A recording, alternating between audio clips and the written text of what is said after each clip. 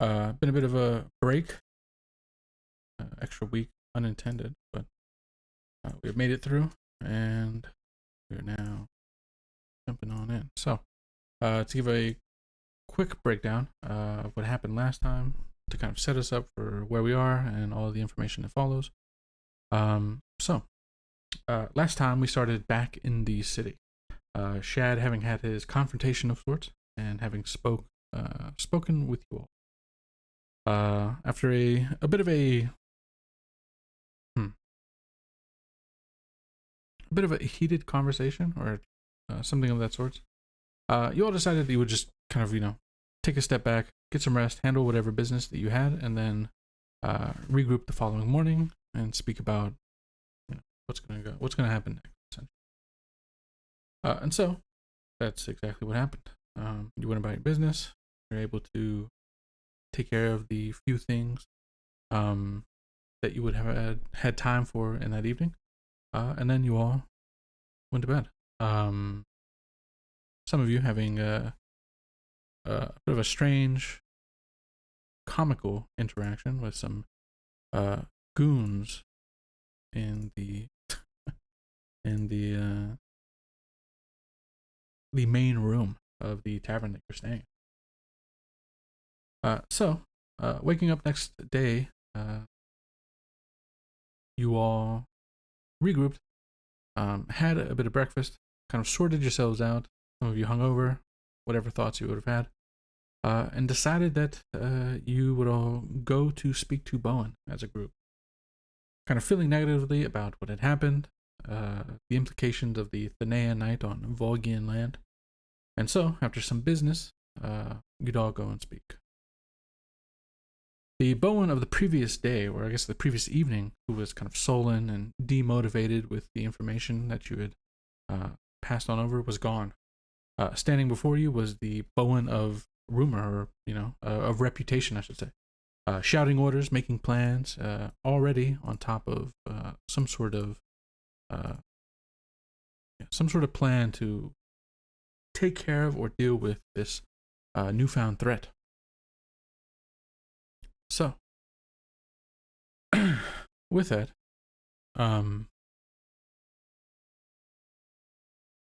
you spoke.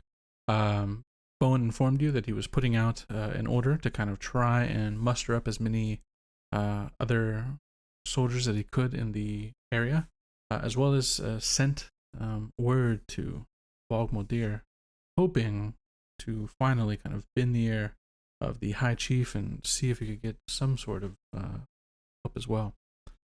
With that, you all kind of offered up your services in a way. In particular, Talifer, having reached out to the members of the Poets' Court and, sending information, hoping that it too would also kind of help play into helping things along, I should say. And so, kind of a short session last time. I think it mostly ended there, with you all kind of deciding what you were going to do. We picked back up 2 weeks later in time. So we're going to go ahead and go over the downtime session, basically, right?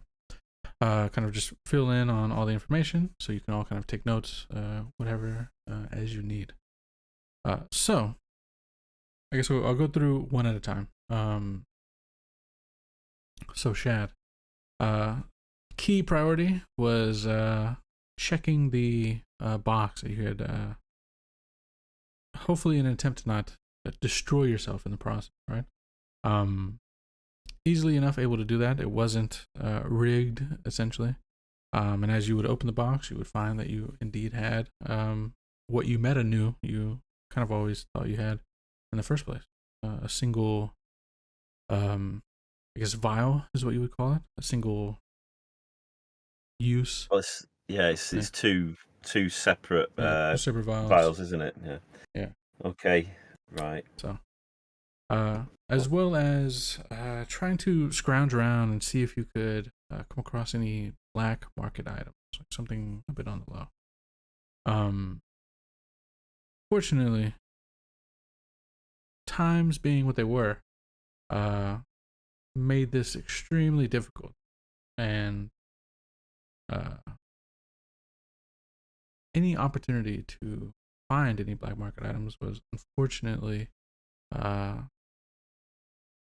guess not squandered, curtailed, I guess, by the local, quote unquote, enforcement.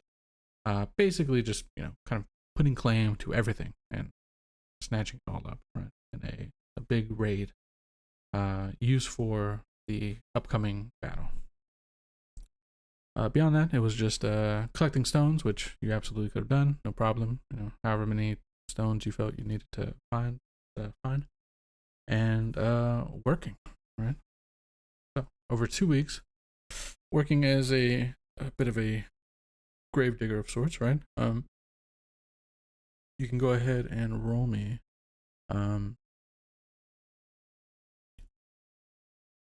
2d12.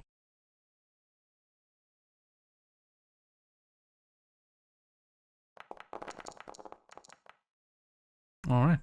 And you would have earned 12 gold points over 2 weeks to kind of help supplement that grave. Well, he was kind of hoping to pick up some more raw materials than he was the gold, but yeah. Oh yeah, that's fine. Yeah, that's fine too. Shad needs all the gold he can get. He's pretty hard pressed. Indeed. All right. Talif. So, mostly, I'll say, because I think mostly it was just spending time training in private, right? Trying to get a hold of the sword, gain some familiarity, and you absolutely did. You would have tuned to it, and strangely, despite the incredible size of the it's a bastard sword, right? So two-handed, bastard sword. Despite that, it feels extremely, compared to the first day, over these past 2 weeks, the more and more you've trained with it, the more you've kind of attuned to it, it seems like it just has so much more, behind it. And you've been able to, I'm going to say you wield it as if it were made for you. Okay. Yeah. And there's some, like, I guess you'll see when you see, there's some changes made whenever you roll with that. In the meantime, though, over the past 2 weeks, you've absolutely would have gotten word back from the Poets Court. So as you on one of these days, whenever you would have made your way back, you would have found a note kind of waiting for you. And so, as you read it, you would have come to learn that there's a bit of a situation in Vogmodir as it stands. There is not a fracturing, but a general split within the Poets Court. Some fully believe what you've said and, are doing their absolute best to convince the High Chief of the appropriate path forward, while others are dismissing it, right? There's no way that, no way that it could happen, right? There's a lot of, they're kind of quoting from, a lot of this is like oral history, but there is still like written history as well, right? And so there's a lot of like quoting back and forth of like old, written word that this is an impossible thing. So, whatever is happening is indeed strange, but it is not to the level of a Thanan Knight. So, with that,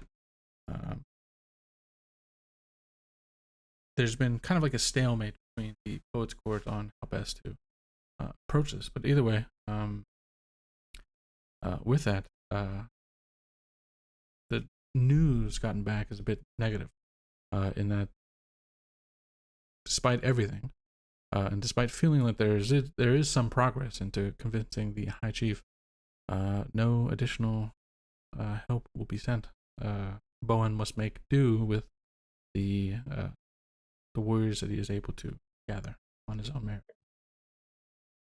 So, okay. When I find that out, I will communicate that to Bowen, just in case he hasn't found it out himself. Yeah, and I think your word definitely would have come first, So he'd been probably a bit disappointed, and then like the next day or so, whenever he got the kind of official word back, it would have come as no surprise to him. Yeah. Okay. All right. Deidre, we had you attempting to craft some potions of healing, and as well as spend some time with the other potion available. Right, trying to work up something maybe a bit better, right? A bit different. So, if you could roll me 2d6.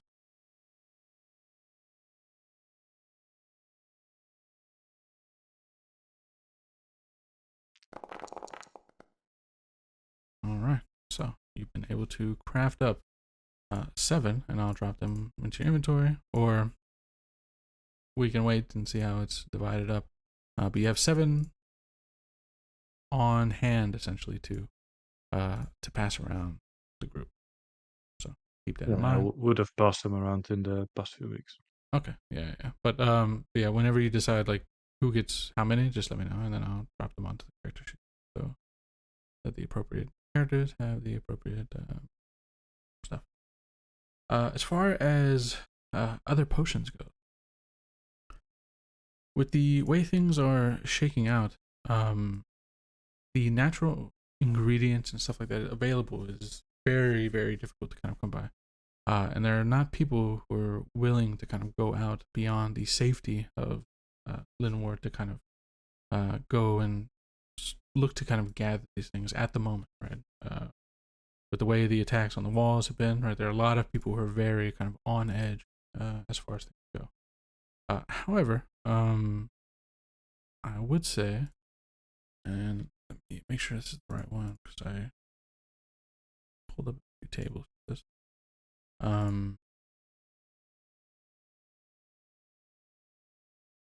Okay.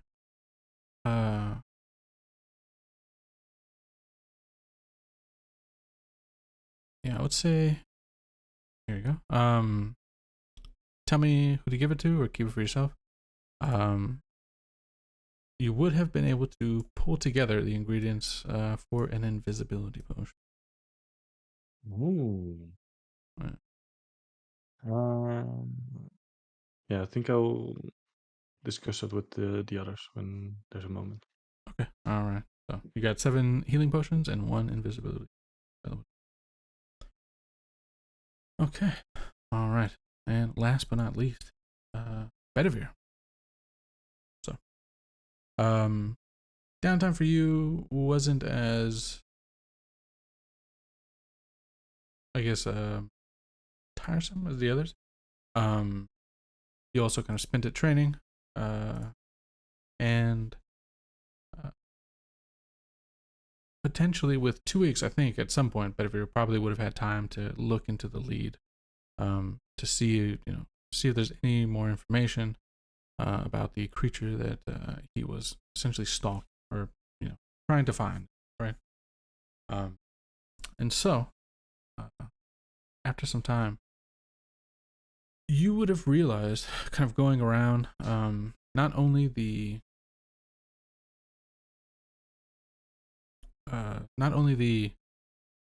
young child of the initial, right, the one that you run into. You had the drawings, right, and so you're able to kind of get word around.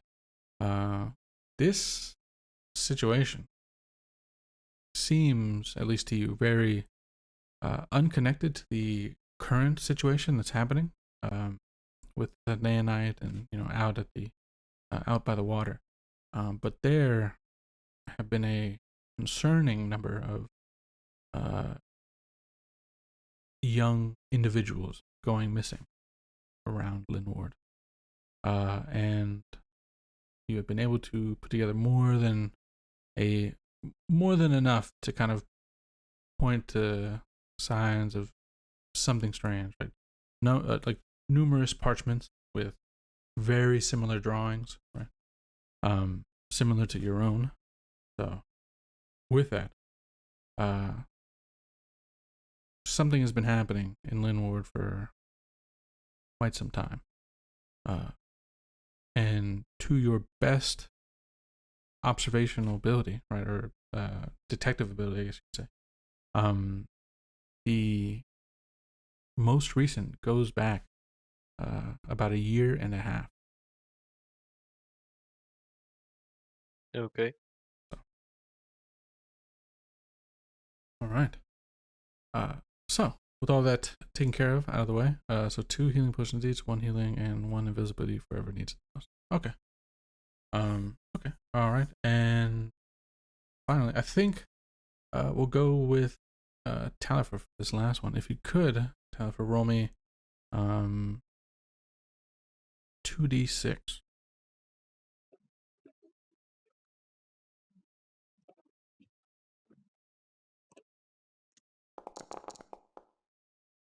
Okay, so 5 and 5. So in total, the number of warriors from surrounding area that Bowen is able to call forward, which is not a large number, especially if you're dealing with what you think you're dealing with. But in total, there are 55 men at arms, you'd say, right, in the party. So the war band, or whatever it might be, is Bowen, 55 warriors, and the 4 of you.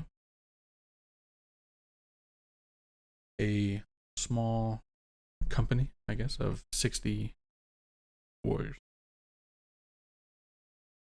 So, with all that kind of taken care of, all that information out the way, 2 weeks has passed.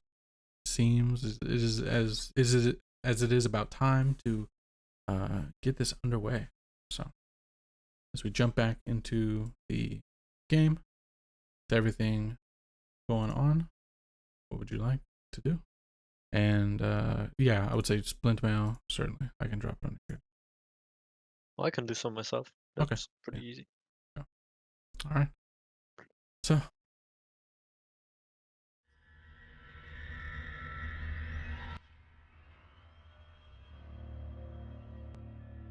all right. 55 meat shield, couple of platoon. 56 warriors, 1 poet, 1 curious person, grave digger, and a witch. Yeah. So, Sounds Alright. like a bad joke. yeah, it's the start of a strange joke. So, whale biologist. Right. So, as things finally come to the head, the day of reckoning, so to speak. We're still in the morning. We'll say we're still in Lynn Ward, so you still have the ability to do, last second stuff. But we'll say that, after maybe for some of you an uneasy night of sleep, for others, just like any other night, you awaken on the day of. All of you are within the same tavern, or no, actually, we said that you'd be staying at the actual tour, right? So got much nicer sleeping quarters, and much better breakfast on offer as you all wake up, and we'll say that you all meet each other at the breakfast table, so to speak, in case you need to get anything out of the way. So, who does or says what? I'll quickly do my spell preparations, but Oh, yeah.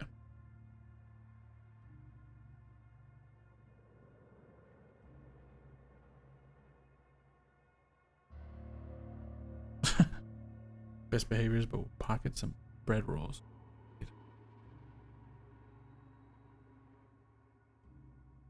Who's about at breakfast? Oh, Yeah, Talifer. never mind. Oh no, sorry, go on. No, I was just asking a question, but if Talifer's got something to say. All I was just going to say was Talifer will just sit there. He'll have some books open. He'll be reading over some last sort of details about anything that he can find or anything that he's cobbled together about Thanaian Knights. Just if he can find any hint of what might help with what he suspects is coming up.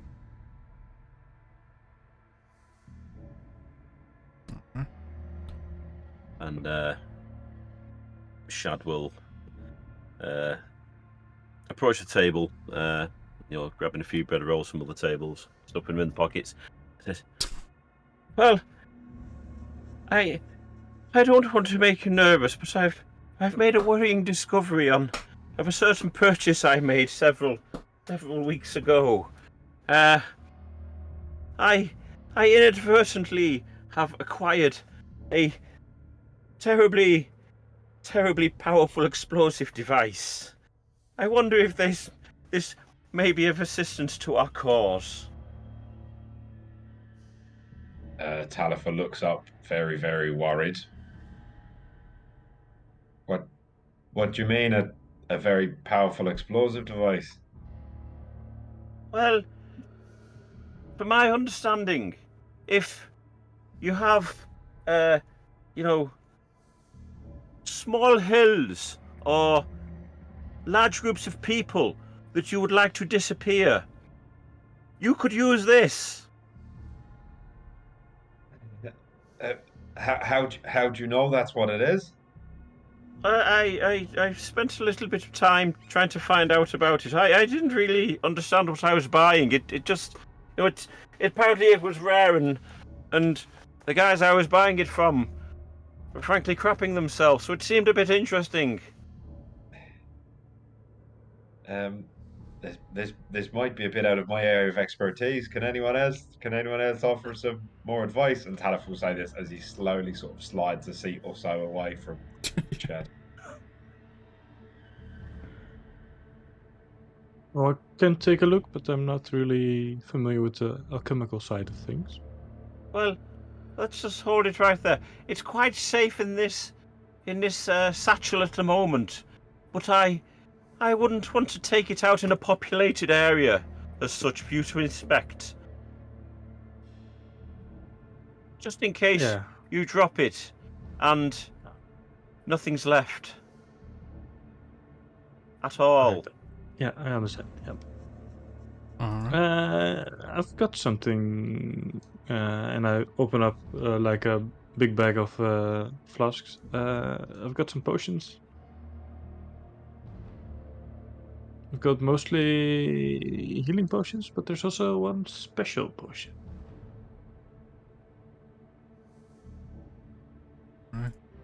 Bedivere. I'd like to do recall knowledge on the fucking hand grenade. How far I could throw it and how devastating it would be. Yeah. So, go ahead and roll.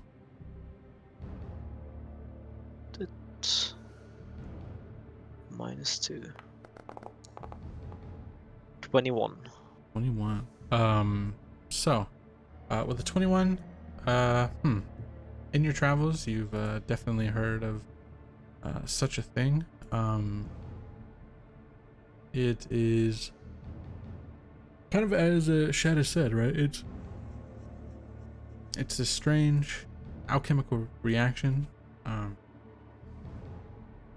There are these creatures, colloquially known as scram clam, right? If I'm not mistaken. And That's what the law says. yeah, they in a final effort, they're covered in these large kind of spiky shell bits, and in basically like a last-ditch effort, or if their bodies are kind of crushed and eaten by something, they look to take the enemy with them, and they will explode, right, sending a blast, a shard of this strange sharp pieces of its own body, right, outward. People have learned to gather this material, and even though it's a tiny amount in each clam, the amount that Shad probably has a hold of is a number of levels, larger. Right? It's a collection of numerous of these scram clam. So if Shad were to kind of take it out, I'm going to give you a show for you to see basically the amount that's within each vial. You get the feeling that the reaction from this would be greatly powerful. Yeah, meta talk, it's essentially a fucking hand grenade or Maybe like an explosive Molotov, I guess, is like another example, right? Like as soon as it breaks, it explodes, that thing.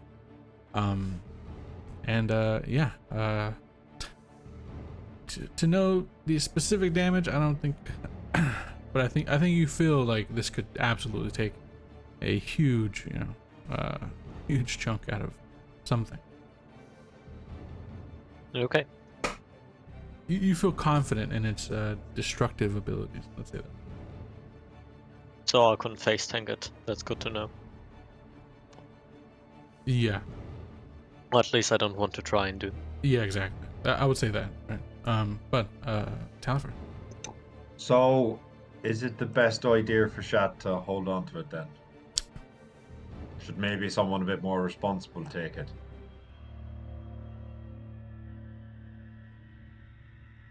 I ask to Bedivere, who's just said how catastrophically destructive the thing is. Well, if you want to give it to Deidre, maybe she can have it. I'm not sure the little old lady should hold it either. Do you want it? No, Who else? maybe the person that knows what they're talking about might look after it. Bedivere. I wouldn't say I know what I'm talking about. In that regard, at least. But well, if Shed doesn't want it, I suppose it's fun to throw one of these, you know. Well, why don't we do the handoff outside the city limits? Because it could get a little messy, if somebody fumbles. At the moment, this magic bag keeps it quite safe. I mean, I've been bumping this thing around for days, and there's still a city here. He has a point. Weeks even. You bought it before we went. Oh yes, I the took this road. to the island with us. Why did you have to tell us now then? Well, I didn't know what it was then. I was hoping it was jewelry. You were hoping it was urine. Jewelry. Oh. Why do you have a thing for urine? Jeez. All right. So I can just so I can drop the appropriate equipment on people real quick. Who's taking the invisibility potion? Are we putting that on the front liner? Go on then. I'll take it if no one else wants it. All right. So Talifer, you'll get a healing potion, a potion of healing, and an invisibility potion. Okay. Yeah, everyone else gets 2 healing potions. Yeah, and everybody else will get. I already got 2. There you go. All right, there you go. I also got 1 alcohol.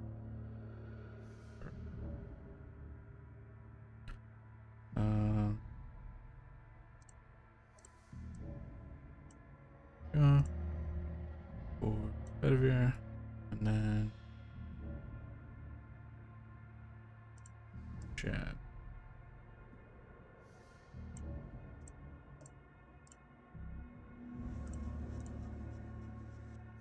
Okay.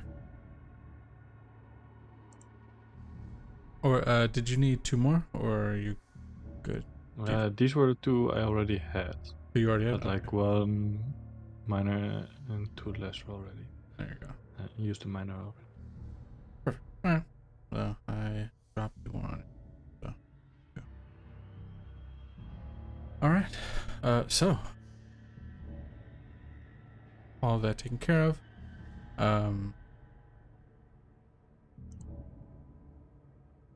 I've taken a bowl of garlic from the pouch.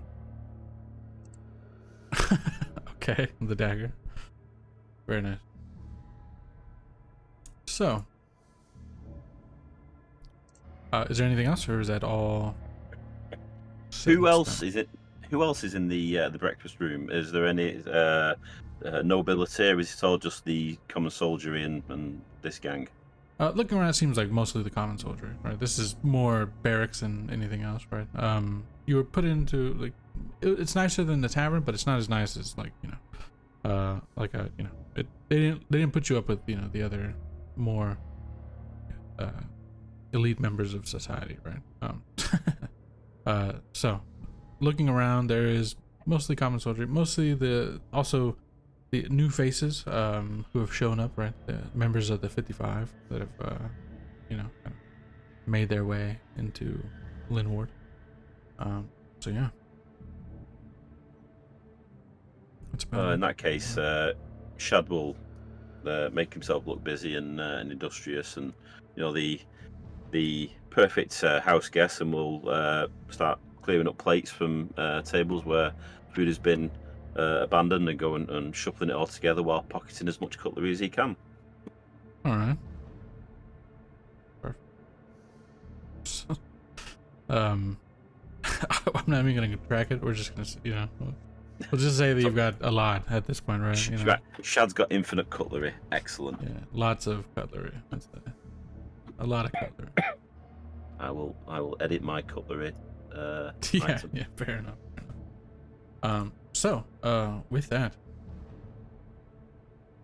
day passes forward, and the time comes that you all must start to make your way out of the city of Linward, following the progression of men-at-arms. Bowen, who sits atop a rather well-armored horse. A few others have horses as well. We'll say in total probably like another 5. And I'd say that you'd all be given a horse as well, except for Shad, who has Erasmus. So, Shad. Shad will paddle. Oh, since everybody else got a horse, what would I get? Is it just horses for the people? Well, that's not very fair, is it? And he'll shut up. Yeah. Sulk. Sulk atop his horse that is much larger than everybody else, of course. The horse that dwarfs the others. All right. So you make your way to the at this point you're kind of passing through the gates. You're making your way out into the wilds around. At this point you would have made the handoff, or what's going on exactly there? Do we want to do this? Do you want to do this on horseback? I mean, Trill, what is our chances of success for doing this handoff? I'd say you'd be perfectly fine. Okay. Yeah. You heard the man. Right. When are we going all the way there, or is there a break on the way? Large bodies of men moving. Yeah. If there's a stop, Shad will take Bedivere to one side. Just come away from the camp a little while, just to be on the safe side, and walk. What? Sure. 50, 60 feet away from the camp. Just that. I hope that's enough. And yeah, we will drop that item. He will carefully, gingerly take it out of the bag with the green ribbon and pass it to Bedivere. Says, "Are you holding on to it now before I let go?" Well, of course. Yeah, How? and I'll just How? take it. I don't want any tricks or jokes with this. I really don't. Have you got it now? Sure. Right, I mean, you've carried it for weeks. Yeah, in the magic bag. Yeah, now it's out and about. Over. Now it's dangerous. It's live in a sense. No worries. Perfect. All right. So, successfully pass it over. Bedivere, you're obviously a bit more careful. We'll say that this stop happens roughly about halfway through. Once you're roughly about halfway, and Bowen kind of takes the opportunity to kind of speak to everybody in like a large group, right? Warning them of what's to come, bidding them, like a valiant effort moving forward, and all the general niceties. that one would come to expect from a capable and storied military leader, right? Leaves the majority of these men-at-arms who, for the most part, aren't very, as you look around, I mean, only a couple of them have like any real kind of sensible amount of armor. Some of them are basically just wearing like whatever leathers that they would have had in their normal kind of day-to-day life. Weapons, a lot of spears, which is typical in of these types of soldiers, right? But a few have swords, a few have like a large axe, stuff like that. Shad. Shad's going to take a little bit of a chance here, and he's going to cast message to Bowen, and he's going to start off. I apologise for the intrusion, my lord, but may I have a private word through this medium? You may only need to nod if you agree. I feel I may have to share something with you and ask an opinion. All right, yeah, like in the middle of it, you can see him kind of get sidetracked, but he's he wouldn't do it in the middle of the speech, but just while while people are moving along. Oh, well, you said you were taking a risk here, so I was like, is he doing it in the middle of the fucking speech? He's taking a risk just by doing magic message too. Fair enough. Okay, all right. I was making sure. All right, glad we clarified that. Okay. Yeah, he would kind of look to your direction, and just kind of nod. My lord, I wish to seek clarification on how important it is that we defeat this to you, and if you are prepared to go to any measure to see it done. You may nod and shake your head. Yeah, he'll nod, indicating that he is absolutely willing to go to any effort to kill such a... Very, very well, my lord. You may witness something that you find extremely distasteful, and I seek your word as a man of honor that I will face no reprisals for what you witness in the upcoming fight. You will know when it happens. Yeah, he'll nod. Very well. Thank you, my lord. You've set my mind at ease. You are a great leader, very handsome, and you smell good too. Okay. Yeah. Fair enough. Okay. So, absolutely. He kind of nods along. He seems like in this like moment of break, right? He seems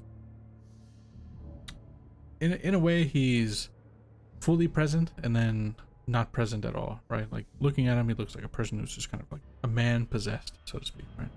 And it may be because he's fully focused on the task at hand, or a million miles away, right? Depends on interpretation. Talif? More to try and sort of settle himself and sort of keep himself calm. Talifer's doing what he would normally do in these sort of situations, and he's sort of making notes and recording because he wants to try and make a song out of this if we survive. I think in terms of how he's feeling, Talifer's very, very worried, and he maybe doesn't necessarily think we're going to survive this, but to sort of calm himself down, he's making notes. He might be talking to some of the soldiers just to get an idea of some names and where they're from, just any details that he can weave into a song if we survive this. Yeah, nice. One thing is, despite the fact that these aren't like the great warriors, right? These are like these are the men of Vogmeldir, or Vogi, I should say, right? So these are like the salt of the earth, right? Basically, right? These are commoners. but all of them still hold the same, like, those principles, right? The Volgian kind of principles of life. And so, like, they know what this is, right? You know, like, if I die, at least my name will be in the story, sort of thing, right? Yeah, that's it, and that's the sort of angle that he's trying to sell it on as well. He's looking Yeah. for anyone that will stand out as, you know, this could be your moment. Yeah, and yeah, they're definitely, despite Receptive to that. despite how grim it might be as a situation, there is everybody kind of, you know, a huge portion of it will all kind of come forward and, you know, like, give their name and the details, the, you know, their home and all that. So you'd have quite a bit of information on hand to kind of write down, take care of. Yeah. Okay. Okay. And yeah, and, like, you know, like, words, you know, like, words of encouragement, like, you know, like, even if it all goes bad, you make sure that you get out of it, like, that kind of stuff. So. Okay. Sorry. Yeah. And so the break comes to an end, unless anybody, is there anything anybody else wants to do? Because after this we are all the way. Okay, that's it. Okay. All right. The way we'll play it, because I don't actually have an item up for it, Bedivere. Just tell me whenever you use it, and we'll like, you know, I don't know what the word is, like, we'll make it easy to use, right? We'll just, like, improvise it on the fly. But I have, like, written down numbers. I just don't have it in Foundry. Okay, sure. Perfect. Okay. Okay. So, backpack slightly open, potion up top, absolutely. All right. So, yeah, with this maybe grim demeanor, as all of you pack your things together, you head forward, knowing that this may be, you know, the last task that any of you involved yourself in, last event of your life. Talifer. Yeah, just thinking along those lines. As you know, as we get closer to it, Talif will just see if he can get Bowen, just have a quick conversation. Yeah, absolutely. Before things kick off. My lord, I've been thinking a lot about what should happen to me at the sword if I fall. I don't know. I don't know what the situation is in Torcan. But if I don't survive this, can you make sure the sword gets back to my father, along with my apologies? Yeah. I know he was never proud to call me his son. But I hope that whatever happens to me today might earn his forgiveness. Kind of nods along. Kind of step forward, put his hand on your shoulder. Absolutely. But it would be better instead that we survived this. We are victorious, and you may handle those tasks yourself. But if you do indeed fall, I will ensure, if I myself make it out, that your request does not go unfulfilled. Thank you, my lord. That will do me. All right, perfect. So, you reach the edge of the tree line, right? The same familiar path that you'd recently walked, just a few weeks prior.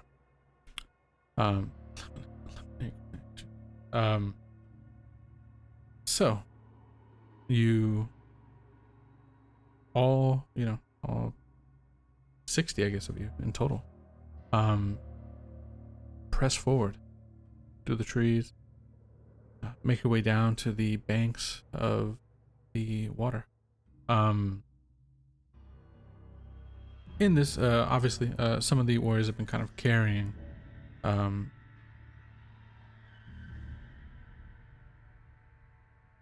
5 at a time. Yeah, sail across, exactly. No, have been carrying like robots. So there's a number of boats, right, for everybody. Actually, we'll say that there's probably like a wagon, or a number of wagons that kind of, you know, have them all stacked up in the back. So, you know, a couple of wagons, I'll make your way. So as you all stand there, all 60 of you stand out on the shoreline. One thing, nobody needs to roll for this. The mist on the water is, the fog and the mist is extremely heavy. But at some point, there comes a moment where it clears up a bit, and out on the island stands a massive tree, huge, like not necessarily in height, although it is, you know, quite large regardless. But I don't know what you call it, the circumference, right? I guess, right? Like the mass, like the around the tree, the shape in that regard is massive, right? And way too large for its girth. Yeah, geez, it is a thick tree. Yeah. So, it's huge.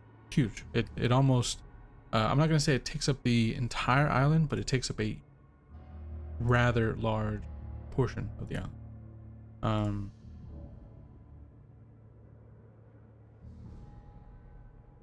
And there's no way this is natural, right? There's no way this just naturally grew within the past 2 weeks. Everything going on, this is an obvious obvious kind of conclusion that you would have gotten to, but even still, it's for a moment kind of like breathtaking to see, like, huge tree. Like Bowen looks kind of shocked as he kind of sees it. You know, a number of the men are all kind of, you know, stirring, talking about exactly what, how best to approach. But yeah, the boats all start to get, you know, pulled free from the wagon, placed in the water. So it's gonna be like the crossing. A number to a boat, right, making their way across. So, yeah, seeing, I don't know, maybe the sort of concern or the worry coming across the faces of the men, Talifer will start singing one of these sort of really old war songs of Ogmaldir about, like, the final battle that Arthur and Phineas engaged in. So like a sort of rousing, battle-y song like that, just to see if he can get the spirits up a little bit. okay, yeah, absolutely. I'll do a performance check if you want. Indeed. Performance? Yeah.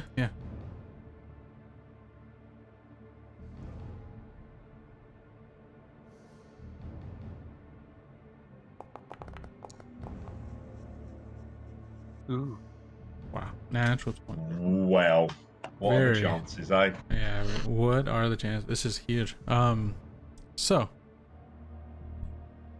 yeah, I mean, the pressure of the moment, right? Everything involved, and, you know, and what this could be, and this is, yeah, I mean, maybe with the natural 20, maybe Talifer's playing, you know, like, as if this is the last, you know, last song he may ever play, right? And it is incredibly rousing. There are, you know, like, this energy, this, for a moment, seeing the tree, there was absolutely this incredible kind of demotivation that kind of spread through the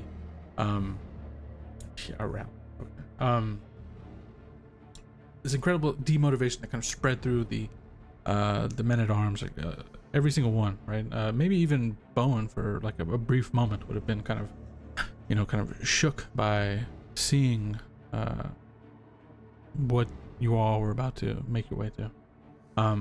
But this kind of almost perfectly turns it. So you are able to, like it's the last song of your life, right? And everybody else resonates with that. That is it's so good that it'll impact this next part. So as you start to play, a sound joins in. Music from across the water, music from the island itself. That 28 is that natural 20. This was gonna be originally this was gonna be potentially a whole lot worse. So go ahead and roll me, Talifer, let's do a D12.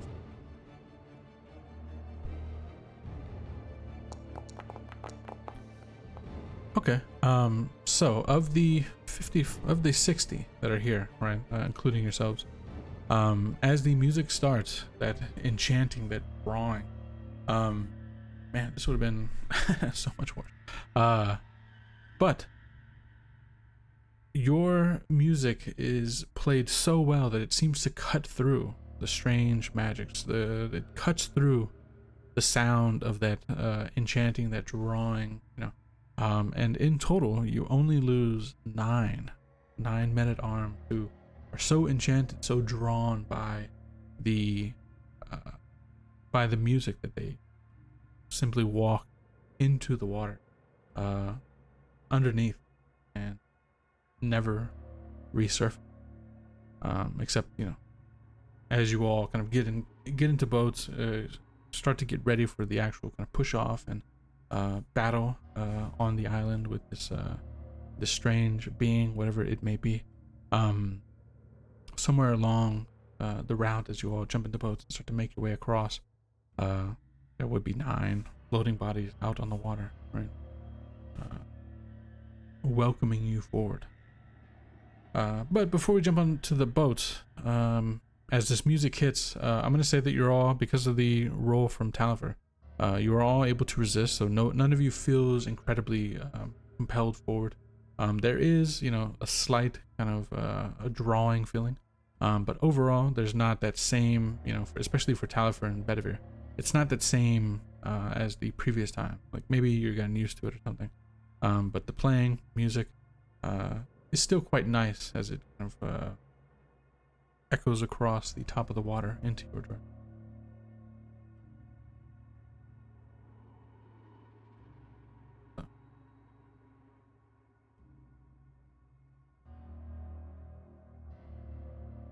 All right. Well, Shad, what do you do with Erasmus? Well, if Erasmus can't get on the boat, Shad's going to say, look, you can look after yourself, but I wouldn't hang around here after what happened last time. I tell you what, go and head back to the Tor a little while. Don't go all the way in, because people have got their eye on you, but find somewhere that you can see the road, and if I come back, you can come out and find me. Otherwise, well, have a good life, I suppose. Don't wait too long, and if anybody tries to claim you, kick the crap out of them. Good luck, Erasmus. Here, he packs the pipe again. Pulls some of the bread rolls out of his pocket. Says, there you go. Good luck, and I hope I see you in a little while. And Shad will just pat him on the side of the neck and head to the boat. Absolutely. Okay. Yeah, Erasmus gives the Mr. Ed nod, right? upon your words, and as you jump into the boat, Erasmus will stay for a moment, almost almost like the horse is seeing you off, and then as you get considerable amount across the water, you'll see the massive horse on the shores turn, start to leave. So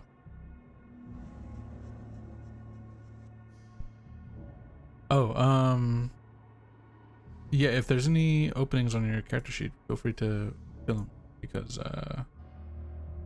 all of the uploads didn't work.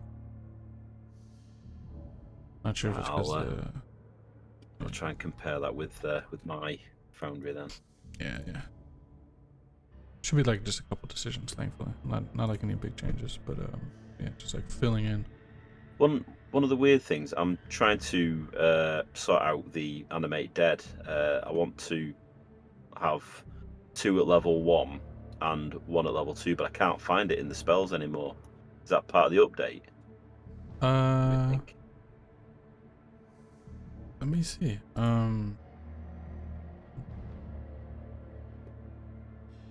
Yeah.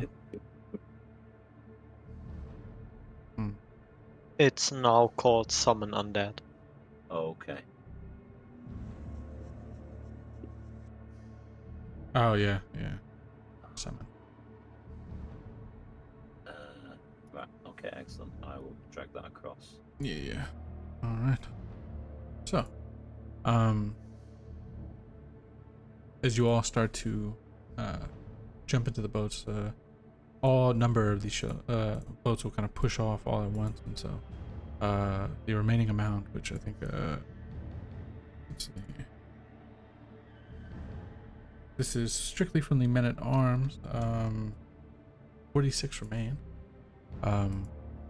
So a considerable number, but not not enough to stop the forward momentum, especially after the play or after the performance by Talifer. So motivated, angry, right, at the implication that Aeneas is attacking Vogue Modir land, right, or Vogian land. Yeah, there's a lot of motivation heading into this. So as these ships press off and start to cross the dark waters, again, you do see the those unfortunate few who are unable to resist the temptation of the music, the noise, and so regardless, you make your way across the water. All of the ships, or all of the boats at once, kind of beaching at the same time. Everybody kind of jumping out. This large number of warriors all kind of gathered together in a large group. Everybody has their weapons drawn, kind of shoulder to shoulder, kind of moving forward as a large group. At this point, I think it'd be good for everybody to roll me a perception check.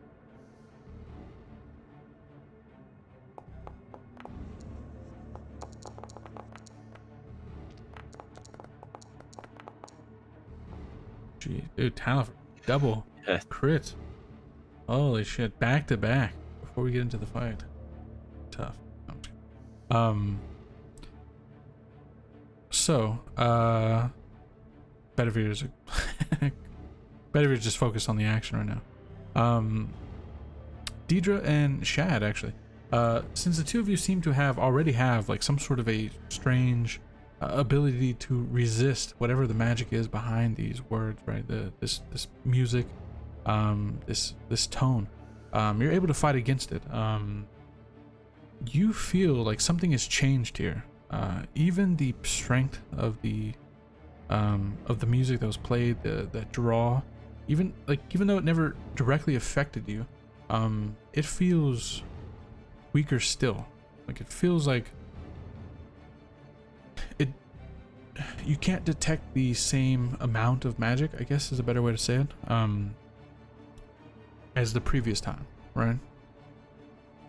It because you're able to feel it, kind of you can feel a bit of the draw, but it has nowhere near the power that it did last time. Not entirely sure if that's because of the stirring performance of Talifer, or if something else has kind of changed here. But that's what you perceive.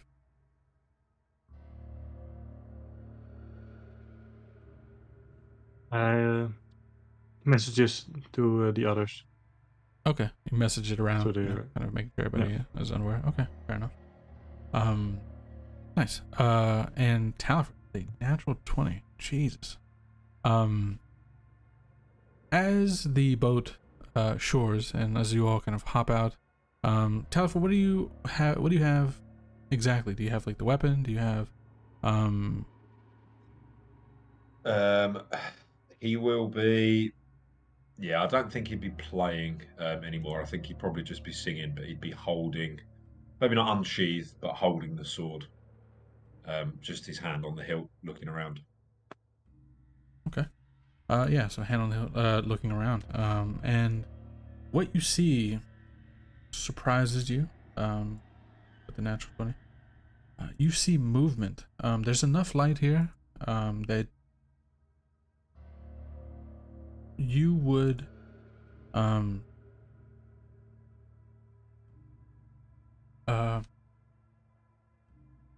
you would surely see what is doing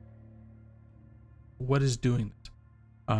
But as you watch, you see a movement like something or somebody rushing through the bushes, and all of the like foliage up ahead.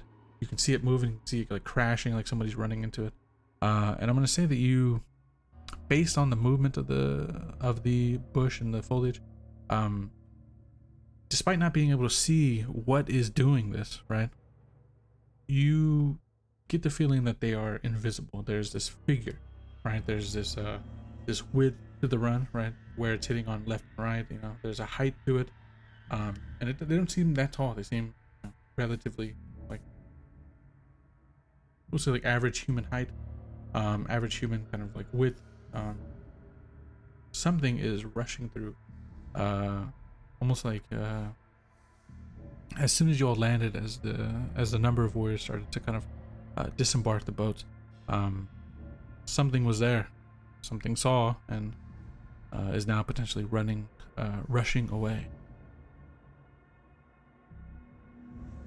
Talifer will communicate that as loudly as possible to as many people as possible. Okay. Yeah, just kind of yell it out with the group. Absolutely. Just tell everyone to be ready.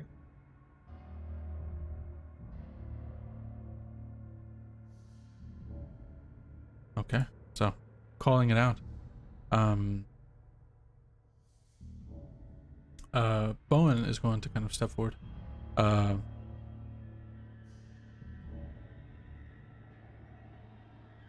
No matter what, he's going to kind of call out to the group. You know, no matter what we face, right? The night. At the very least, that tree must go. Right. That's like the kind of order that he gives. So, as soon as you are able to, right, you know, everything you can to bring that tree down. That's what he kind of calls out to the large group of warriors. So, you all start to move forward. I want to ask, are the four of you like huddled in with this large group of soldiers? As you kind of like, are you shoulder to shoulder? Are you kind of apart? How is the group playing along with the number of men at arms that are here as well? Shad's at the back. Okay. I think Deirdre is not at the back, but just before Shad, so a bit more protected, even if something comes from behind. Talifer will be with Bowen, so next to Bowen, wherever Bowen is, presumably at the front, knowing Bowen. Okay. I'll be staying next to him because I want to see that sword in action. Fair enough. Okay. So we've got Bedivere and Talifer up front, with Deidre and Shad bringing up the rear. And yeah, a number of warriors in between. So as you all start to make your way forward and through, there is just a large tree line ahead of you, right? The ultimate goal is to get through it and get to the massive tree that stands kind of above the canopy of it, stretching out all the way across, almost like there's a double canopy of trees within this like little, I don't know what you would call it, this little forest or something that is on this island. So start to make your way forward. Bowen kind of, takes a moment as you reach basically the edge of the tree line. Kind of gives a call out for torches, right? And a number of torches will kind of go up, starting in flyer, and the group of warriors will start to press their way forward through the wood, trying to reach the great tree. So as you all press forward, there is this strange feeling as the mass of warriors kind of gets well within the wood, and at this point, even Shad and Deidre behind are a considerable amount away, 100 150 feet away from the edge of the tree line, and still kind of keeping along close up to the warriors themselves. This feeling underneath your feet starts to kind of almost like this rippling feeling, like a movement of earth, kind of quick, kind of shaking. And for those of you at the front, you would fully see, it almost looks like a wave of earth is starting to move your way, not like a cresting wave, right? Like it's bearing down, but like a smaller wave where you can kind of see the hump and behind it, moving forward, kind of pulsating out from the tree into your direction.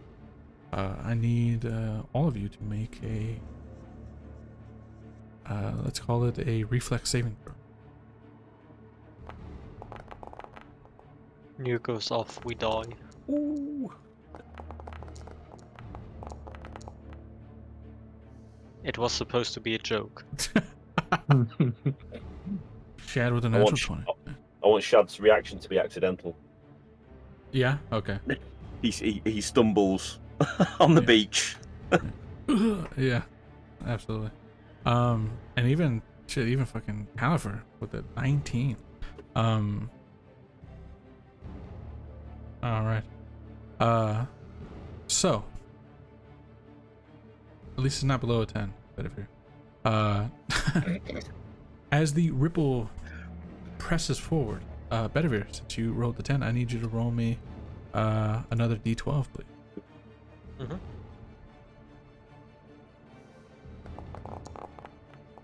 10. Nice. Okay. So, as the ripple rolls forward, there are a number of warriors who are ready. Bowen is absolutely ready. And it seems at the front of the line, at the very least, Talifer is also incredibly ready.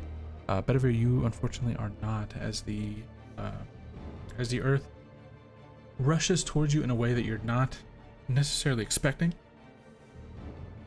at a speed that is because of a bit of the darkness and because of the skewing of light here. It rushes forward at a speed that you're not expecting. So like you can see it for a moment, and then it's like right on top of you. With a 10, thankfully nothing too bad happens. You do face plant down, unable to keep your footing, kind of smashing down into the ground, and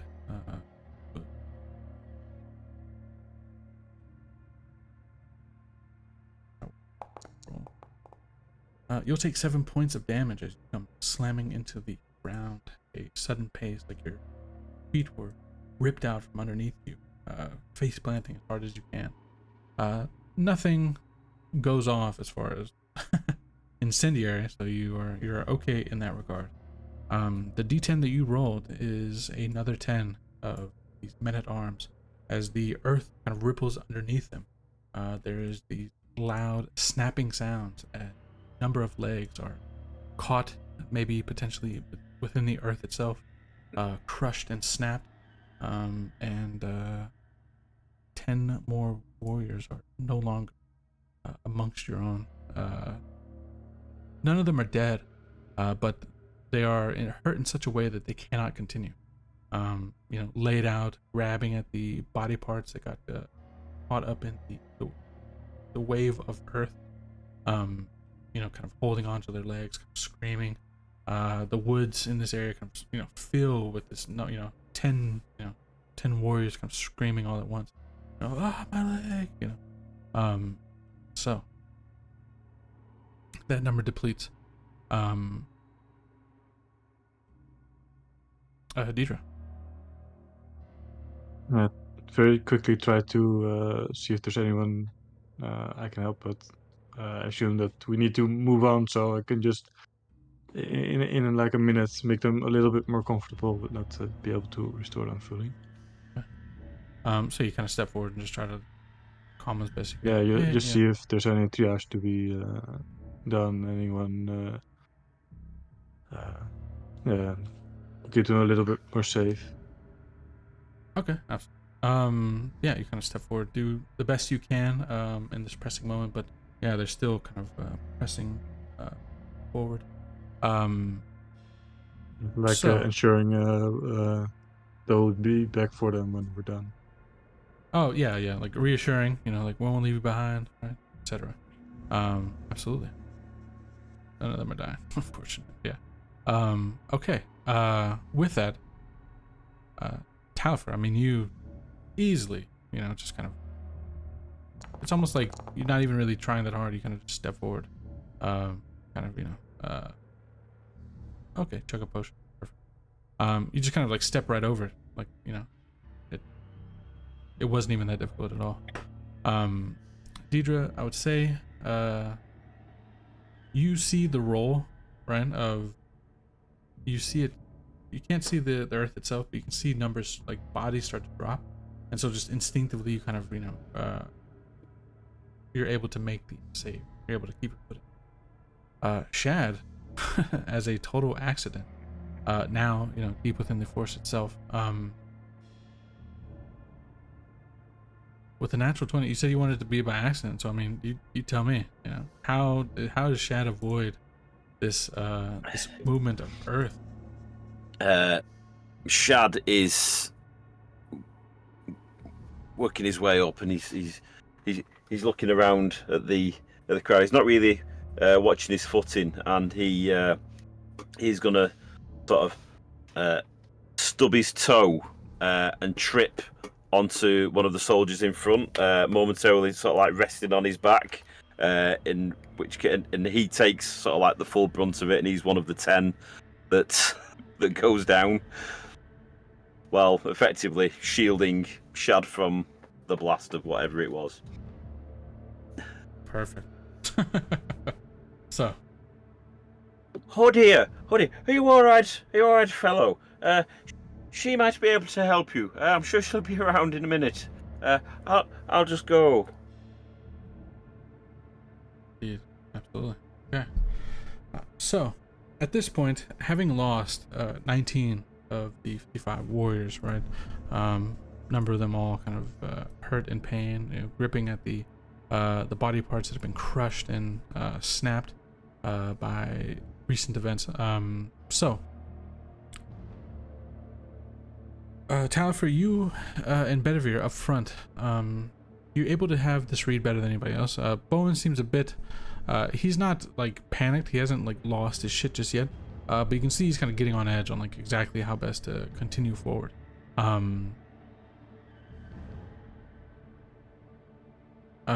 He's gonna kind of turn and kind of just speak out quickly.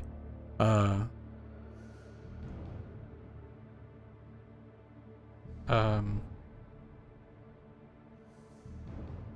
don't think that was, how would I say this? Bowen kind of quickly kind of barks out, and like, I don't think that was by accident, or I think that was targeting us. He is going to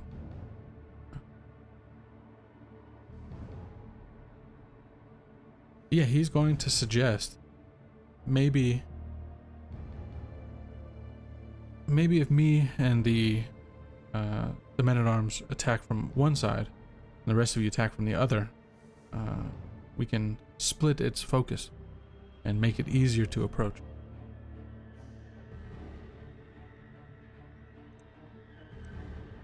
Because right now we're all bundled together, right? So, as he kind of quickly asks that of Talifer and Bedivere, like, what do you think? Yeah, I'll agree. I'll just say, my lord, you've fought one of these before. You're by far the most capable of making that decision. Whatever you say.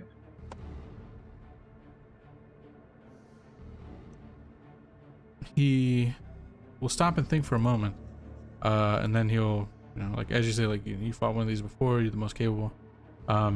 He's gonna kind of look to you, and he's got a look in his eye, and he tells you outright, this feels different. So, whether the look in his eye isn't one of like quitting or fear or anything like that, it's just like more to represent the seriousness of the statement and situation, right? This feels different. This is not, this is not what I fought. And then you kind of quickly bark out the order for the others to kind of start to move more in like a half circle, trying to kind of flank this massive tree. Leaving the four of you together.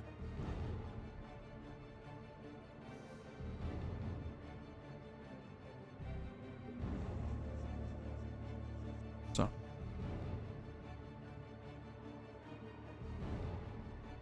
As they start to flank around the edge, and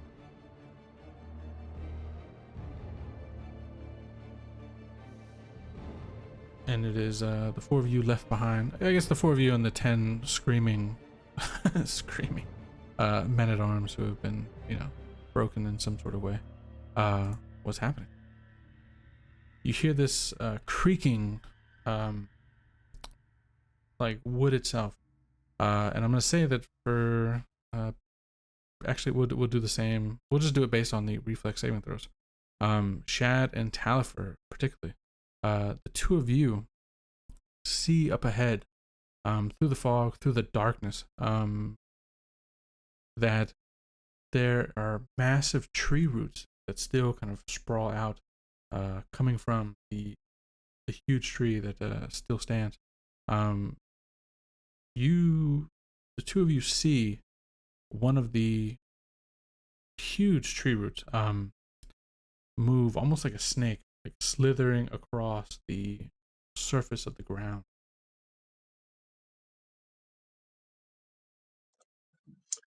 I'll just point. Oh, sorry, go on. Yeah.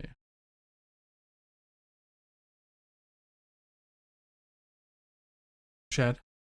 Right, sorry, I thought Talifer was saying something then. Shad will go, well, I guess they're running interference. Shall we get that little box up against the trunk there? It's got to be worth a try, right? Can I throw it that far? No, it's still definitely too far to throw. You have to get a bit closer. But the thing in your path that seems like it's set there to stop you is this almost snake-like massive tree root that is now kind of slithering almost like back and forth, kind of covering a portion of the land that you'd have to approach. Well, it looks like we have a mission. Get that thing away.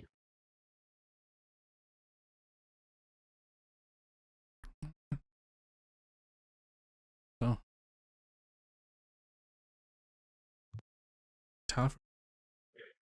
Has anyone got a means of starting a fire or anything? We might be able to burn it out of the way. I have torches and the flint and steel. Well, get it lit. See if we can get this thing moving out the way. Yeah, sure. Torch. Okay. So I'll help lighting a few of your torches then. Yeah, absolutely. So a torch for everybody. Okay. Shad's got a flint and steel, but he hasn't got any torches. He can help light them. That's probably about it. Yeah. Well, I'll say Same how here. many torches does Bedivere have? Yeah, I have 5. If you want one, I'll just Okay. hand you one. Yeah. So Oh, actually, no. He does have 5. He does have 5 torches. So yeah, okay. Shad can light a torch as well and go for it. Absolutely. Okay. So yeah. So Shad, Bedivere, Deidre, and Talifer, you all have torch out. Mm-hmm. Okay, perfect. So as each of you kind of lights up a torch, you start to approach. I would say that as you wave out the torch in front of you, you know, to kind of light up the area, there's this strange effect. This almost like the natural foliage and wildlife around you kind of shrinks away, right? You hold it out, and it's almost like it shrinks, yeah, away from the heat of the torch. So that'll be just something that all 4 of you kind of would naturally kind of pick up on as you start to approach the swaying, kind of slithering vine like a tree root that guards your path forward. So I'm gonna say you get up to the point where you're not, at least you don't seem to be, right? It hasn't seemed to pass this area, so you're as close as you can get without the tree root kind of, you know, reaching out directly for you. Having noticed that about the natural kind of foliage and stuff, what are you doing? How do you plan on getting either across this or extracting this tree root? Go ahead, Tyler. Oh, I think Shad said. Shad will stalk forth, lit torch in right hand and a barf. So okay. Talifer will, you know, he'll lead the way if he needs to, but sort of trying to just waft the torch at this root, see if it will move or see if it will get out of the way. Okay. Yeah. So recede the way that we want it to. Yeah, absolutely. You waft it out forward, and it definitely does kind of shrink back, like it's afraid of the fire. Deidre. With Shad having it in his left hand, I will stand on the right side of Shad, having it in my right hand, so we have like a wider circle as possible. Okay. All right. So you're trying to kind of, almost like with the torches, kind of create this zone that as you move forward, that you're kind of covering the zone. Yeah, so also ask the others to, so if we are like in a square formation, that we have the torches at the outermost points, so we have like a big radius of fire instead of everyone Okay. each for them on. Fair enough. Okay. Nice. Yeah. Very creative. Okay. So everybody agree with Deidre's plan? Aye. Okay. Yep. All right. Yeah. So moving forward, kind of like at a, almost like a crescent, right, between the 4 of you. Some of you, like, you know, we'll say that Deidre and Shad are to the left, and Talifer and Bedivere to the right. Yeah, and as you all kind of, in conjunction with seeing Ram, you being the first to kind of waft out the torch forward and get that reaction from the root itself. As the 4 of you kind of each holds out a torch and starts to approach, almost kind of like this regimented like movement where you all feel like you're covering a safe amount of space on either side. Yeah, despite this massive root that potentially would have been able to kind of, you know, sweep across, you know, attack out, reach out at you, for each step forward that you take, there's like this hesitation from it, and it kind of shrinks back and then kind of tries to move forward like it's going to do something. But with the way that you're all standing, and with the way that Deidre kind of planned out everybody to kind of stand, it doesn't seem like it has much of an entry, and so it just continues to kind of slink back before just burying itself deep underground.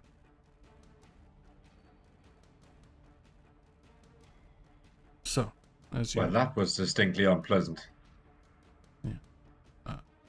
it'll be at this point that you hear a roar of men, and in the distance you know that wherever they are, Bowen and the other men-at-arms seem to have now started to engage in battle. Right? There's yells of fighting, and I want to say that there's a distinct smell of smoke starting to waft in the air.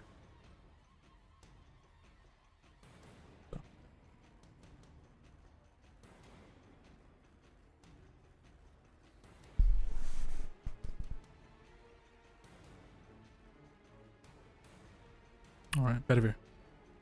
I think that means we need to hurry up, get going. Fair enough. Yeah, I think you're right. This just doesn't sound good. All right, so rushing forward, the smell of smoke, the sound of battle, and doesn't sound like a pleasant battle in the least, right? There's sounds of pain already, right? Screams of almost like bloody murder, essentially, right? So whatever is happening is full out, battle. So you press forward. This route having been successfully kind of shied away from the potential of your attack. So you all press forward, and at this point you're starting to have to actually climb directly over and move directly over the heavy tree roots that are all kind of spread out and around. Takes you like another 5 to 10 minutes even rushing as best as you can, kind of having to step over, climbing, and probably best. There we go. So within that 10 minutes or so, as you start to make your way, and again, feel free to move yourselves however you wish. I'll probably set you all back here. But yeah, so place yourselves as you wish. But that semicircle is kind of like how I envisioned Deidre's plan, though, right? Kind of like each holding a torch out, right? Almost like a half crescent or like crescent. So as you approach, and at this point, kind of find yourself, again, closest one, 20-30 feet away from the trunk of this massive tree. All of this is difficult terrain, right? So having to kind of climb over and step on top of these roots and everything makes it very, very difficult to move. So as you get to this point, about 10 minutes later, climbing, kind of pushing yourself, breathing heavy, you're basically just kind of doing your best to almost like hike and climb over this dense foliage. At this point, black smoke is just kind of streaming through. The natural what little bit of natural wind there is kind of blowing from left to right, and small embers are kind of floating now, in the air, billowing in the soft wind. And from the distance, I mean, you can see now the red light of flame kind of all around, as it seems that Bowen has just decided to burn the whole thing out, right? The whole woods, just set fire to all. That seems to be the plan, because there are flames now kind of springing up all in a number of directions, except for behind you, obviously, the way that you came. So as you get to this point, looking up ahead, you just have to make that final climb. If that's the goal, is to just try to make that thing, put that thing at the base of the tree. But what's happening once we get here?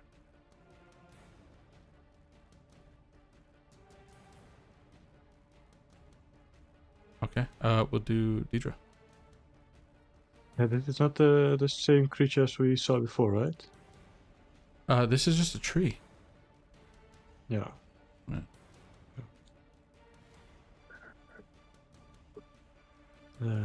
Yeah, sure. All right. Yeah, so the strange creature that, you know, stood and watched as you sailed back across the water doesn't seem to be here currently. Chad. Shad will look around the tree, up into the canopy. Shad's looking around to see if there's anything else.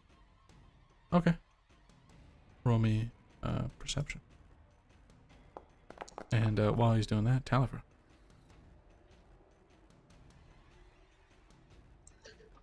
Yeah, so only the same sort of thing, but Talifer would be looking around to just see where, sort of, what if Bowen and the rest of them are, are they actively going against the tree? Like, is that their target? Are they trying to defend themselves from something else that we can't necessarily see? So yeah, same sort of thing. Just eyes Yeah. on the surroundings, and at the same time, he will draw the sword.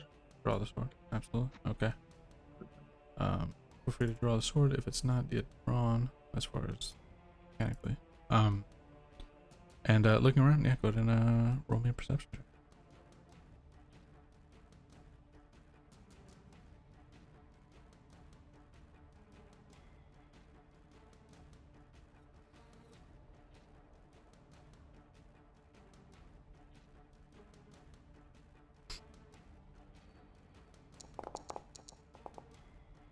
All right. Yeah, the billowing smoke and the, flames now. There's still, yeah, you look right now. There's still definitely sounds of battle happening around, but it's so dense, the foliage is so dense, everything as you look through. I mean, the only thing you can see really in your immediate area is this massive tree standing in front of you. But as you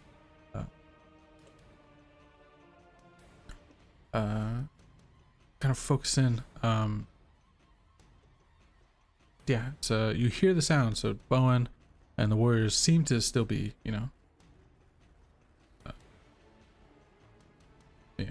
still seem to be doing their thing. So Shad with a 23, Shad will please stow a soap and throw the lit torch into the roots at the base of the tree, preferably in a bit that looks dry and flammable. Oh, so you're throwing the soap in something like, closer to the base? Yeah, well, he's putting the soap away. He doesn't think the soap's going to be particularly useful, but he's just to get it out of his hands, Shad's going to throw the lit torch. Oh, the lit torch. Absolutely. Yeah. Okay. Yeah. Fair enough. I mean, unless soap has some sort of effect against this tree. No, I thought you were gonna argue that like dry soap is very flammable or something. I'd be like, I'd have to take your word for it. But you messed that up now. My bullshit only goes to so many lengths. Yeah, absolutely. So you toss you stow the soap and you toss the torch forward. And I'm gonna say with the 23, as you're kind of looking around, you're looking up into the canopy, you're trying to make sure that there's nothing, kind of gonna descend upon you. And as you look around, I mean, it seems like nothing is here until you throw the torch, right? As you throw the torch and it lands, and we'll say it lands just about here, all four of you notice the trunk of the tree itself. The wood starts to kind of bend and crack and start to kind of bow out and shift and change. And as it does so, it only takes a moment before the torch that's still kind of sitting here, smoldering, doing its best to kind of light anything on fire, right? But it kind of just sits there. The tree warps, and we'll just say this appears kind of molded as part of the tree itself, almost like it is all one being. This face kind of erupts forward out of wood, twisting in kind of like mangled tree-like form. There is an immediate reaction, and one of the roots that the torch is landed on moves, like, purposely. It kind of shifts like a tentacle, throwing the torch free of it. Before somehow, some way, this thing kind of recognizes the four of you here, looking out, and there's this twisting of tree, root, and bark as it, the best thing you can consider it, the face of it, right, kind of twists into this violent and angry expression. As at this point, we'll be rolling initiative. So.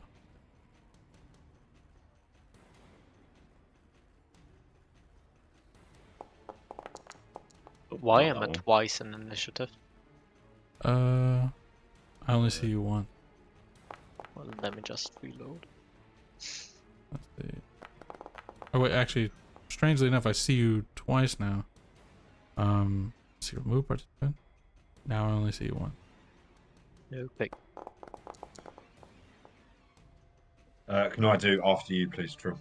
Yeah, fair enough. Oh, you're gonna do after you. That just puts you in the last, right?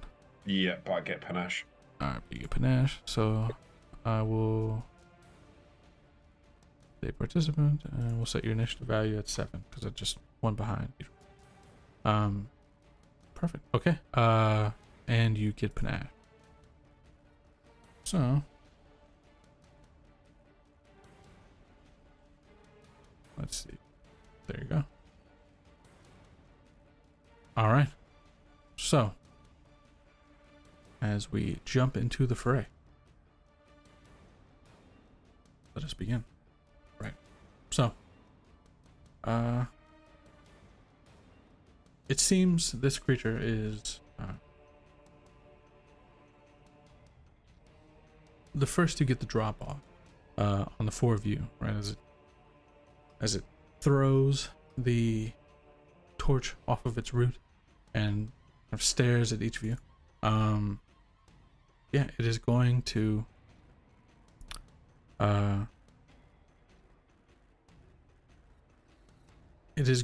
one of the, actually we'll say two of the tree roots are going to raise up momentarily and flick themselves in your direction, right? Showering these thorn-like bark shards into your direction. So we'll do from left to right, 1 to 4. Shad 1, Deidre 2, Talifer 3, Bedivere 4. So first it'll be Deidre, and then Bedivere. Okay, so Deidre, the first attack is going to be coming in your direction. All right. Oh, correct.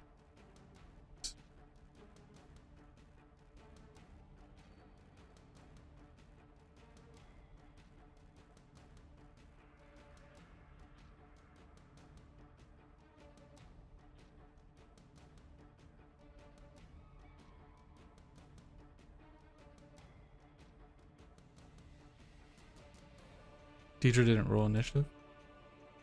I see Deidre is an 8 on the initiative. Okay, great. Then something's fucking up on my end. Yeah. So first, shower thorns and such in your direction. That will hit. Deidre, you will take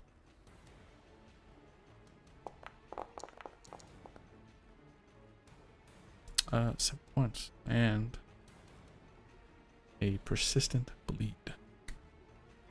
Second attack is coming to Bedivere.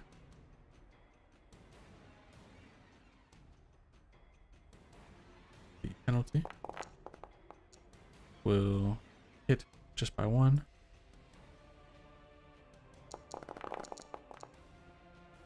Bit more damage. Bedivere 11 plus the persistent bleed. And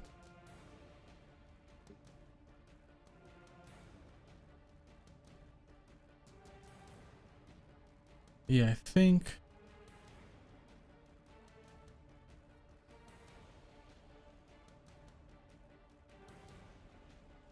think that's it. I think that's all it's going to be able to do.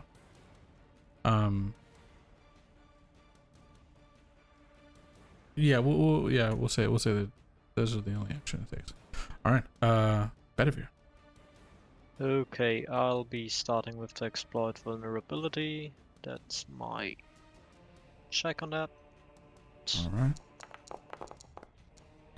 I will re-roll that because I'm pretty sure that's a fail. Hero roll in. Fair enough. 18 overall. That is just enough for a success. Learning the highest weakness. I'm gonna say that based on your observation on the way it violently reacted to the torch, and despite the fact that there are fires elsewhere and potentially this thing is on fire, in any number of places around it, right? The fact that it has some sort of intelligence to kind of refocus itself here now in front of you all. I'm gonna say that you think that this thing is incredibly weak to fire.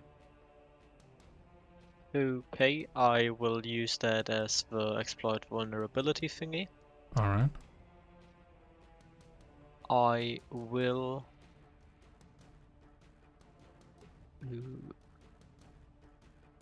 It's a large creature. I'll battle medicine myself, Okay. just to Fair. be sure, and be waiting. Yeah. I won't rush, and I don't think that's a smart idea. Fair enough. Okay. Treatments. All right. Success. 9 healing. 9 healing, and I'll say that is enough to knock down the persistent damage. Okay, and for my last action, I'll be going for Demoralize. I Okay. assume my what's it called again? Impressive, intimidating prowess doesn't count, right? Uh, If I'm physically imposing, I get a bonus. Well, how do you plan on doing that? Okay. I put down my torch and get ready to fight the thing, and like for my exploit vulnerability thing, yeah, I'd be heating up the weapon at the moment. Yeah, I would say that's enough, right? The physical action showing that the weapon is going to attack a particular vulnerability. I'm gonna say that yeah, you're able to get the bonus from it. Okay. 29.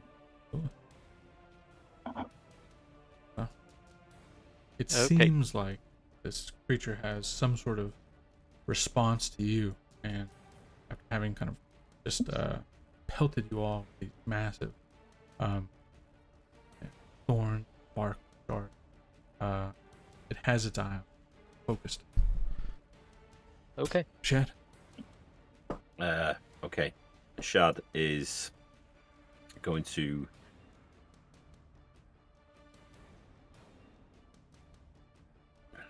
get his bag with the green ribbon and put it sort of like so the opening is on the floor, reach in, and he's going to drag out the corpse of one of the lake creatures from earlier in the adventure. Okay. The one with a missing jaw. He's going to drag it out onto the to the ground in front of him. Okay. That's going to be one action. Yeah. Fair enough. Yeah. I'm just trying to think what else I'm going to do with him. He can't do a lot else with that. I'll say this is or isn't the one that you'd already done the. This is Mark not it. the one Okay. that he has got the mark, because I don't know how that's going to work. I don't know how that's going to react. That's plan B. Fair enough. No, this one is completely dead. So it's on the ground. That's about all it can do with that for now. But oh, wait a minute. I think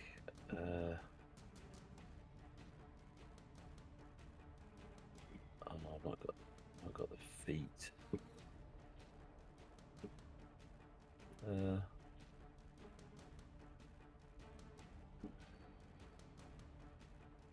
He's going to try a recall knowledge on the creature that's in front of him. Okay. Just to see if there's anything Think. anything that he can come up with that may help them in this fight. Absolutely. All right. Go ahead and which kind of check do you want to do here, by the way? Could it be a deception check by any chance? Well, I've got. I mean, there's religion, there's arcana, there's survival. Yeah, I'd say any of those. Whichever you choose. I think there's occultism. Sure. Yeah. Which of those? I mean, they're not all great for me. I would say whichever angle you want to go at it from, right? Right. Well, I'll go for arcana then, because that's my best chance at this. Fair enough. With an 18, that is just enough to, say so. With a recall knowledge, so.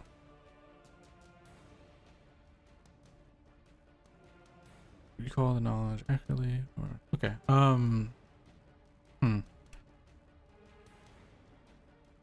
gonna say as you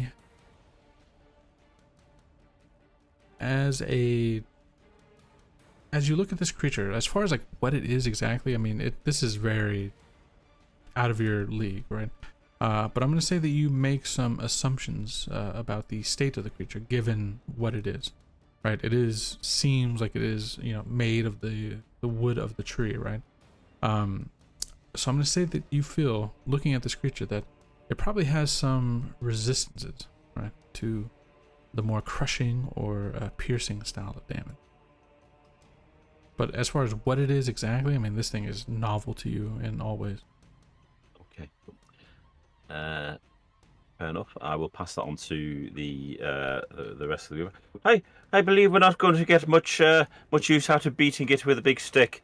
But take that as you will. And with the final action, he's going to give hiding a try underneath the tree roots below the tree for the slim chance that has. Okay, fair enough. Because he's not got great stealth. He's not got any stealth, in fact. So this is a crapshoot. Yeah, that's not great. yeah, not very good. You just duck down, but it's. I mean, if the thing is able to sense things through the roots, you're on the roots. It probably has an idea where you are. I figured it was an out there chance, but I can't do a lot with one action with Shad. Fair enough. All right, Deidre. Yeah. First of all, I would like to cast. I think I'm in range. It's 30 feet, right, away from me. Yeah, it's big enough, so it should be fine. I cast Enfeeble on that thing. Feeble. Okay. So, look to sap the creature's save. So, Faintlands Fortitude. Anyone's looking at Deirdre, you can see her eyes going a bit mad as she points out her finger and shoots out a ray of energy towards the creature. Fair enough. Okay, so attempt to make a Fortitude save. Let's see. Oof. It is successful. So, wait, so it's still enfeebled one then. Yeah. Okay. Yeah. Absolutely. So it seems like as you cast out this enfeeblement, it's almost like the tree itself kind of withers just a bit, right? Almost like it is itself sapped in some way. And for next action, I would like to cast Veil of Dreams. Veil of Dreams. All right. So this is a focus. All right. So, draws the target into a drowsy state, causing daydreams and sluggishness. Let's attempt a will save. Alright. Let's see.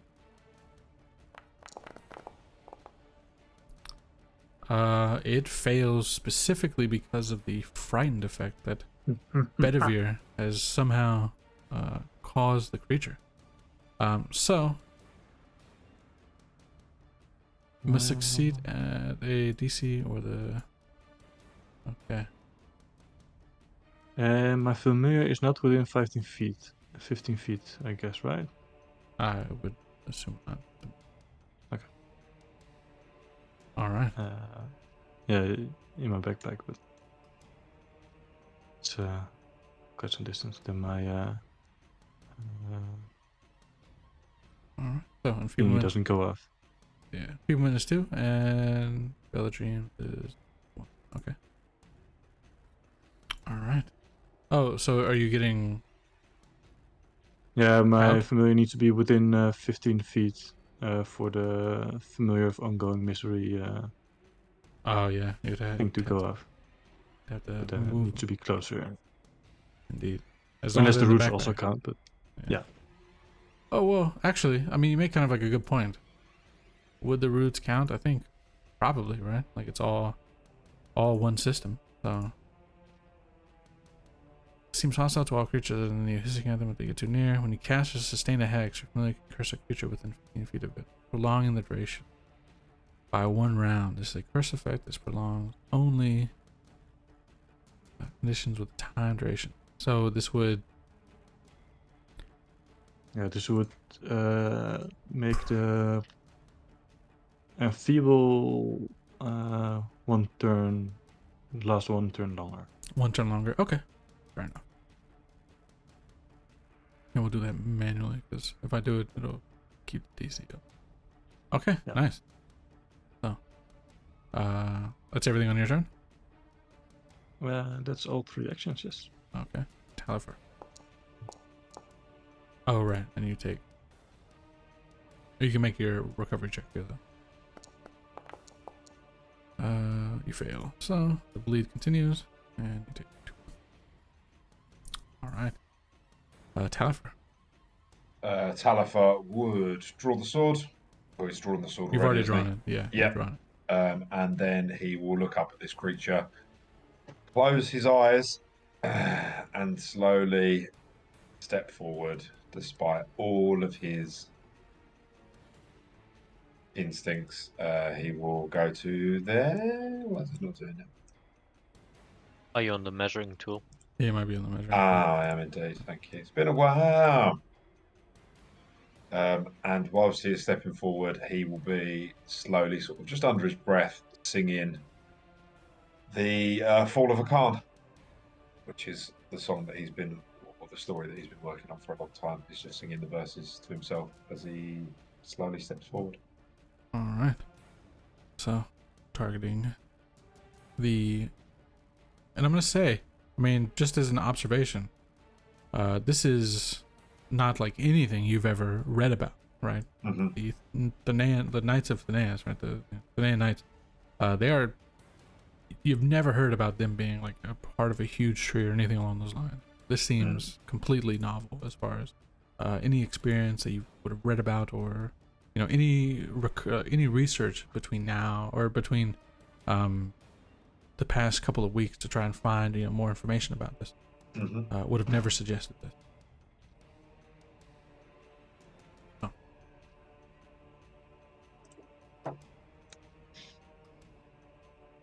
Yeah, that's me. Cool. Well, you step forward. Yep. It's 1 action, so you still have 2. There's nothing really else I can do with dangerous terrain. Is there difficult terrain? I think you can reach to an attack with the bastard sword, right? From there. Yeah, I believe so. Is that another 10 feet? Yeah, are you sure? 10 feet from there? I'd say it's a bit close. Like it's token isn't exactly perfect, so I'd say it's a bit Okay. closer. Yeah. Okay, well, if I can, then I will. Yeah. I would say that you could. Yeah. Okay, I will take the swing then.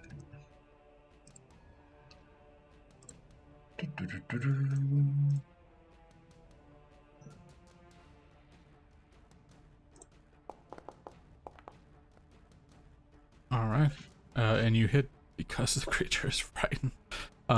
Because its focus all seems to be on Bedivere, right? This whatever Bedivere did, you know, is certainly drawn like the entire focus of this being. So you do hit. Go ahead and roll damage on that. Oh. Hey, you know, everything counts. And being the first, right, to officially draw, you know, damage on this creature, as you swing, the blade cuts into the bark of the tree with ease, right? It's almost like this. It's like you've used this sword your entire life, and as you slash through, there's an immediate reaction from the strange kind of wooden, you know, tree-like beast, as there's a loud kind of roar. The canopy of the tree starts to kind of shake, rattle, and there's this like jeering movement back as it almost like bends away from the you know, bending sound of wood erupting. Yeah.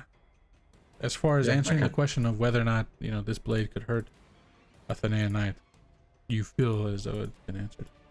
Yeah. Okay. And I'll take another swing then if I can. Yeah, that's cool. Nope. Second one does. Cool. That's fine. Okay. All right. Next go around. So, yeah, I think because that frightened has worked so well in your advantage here, Bedivere, I think that this creature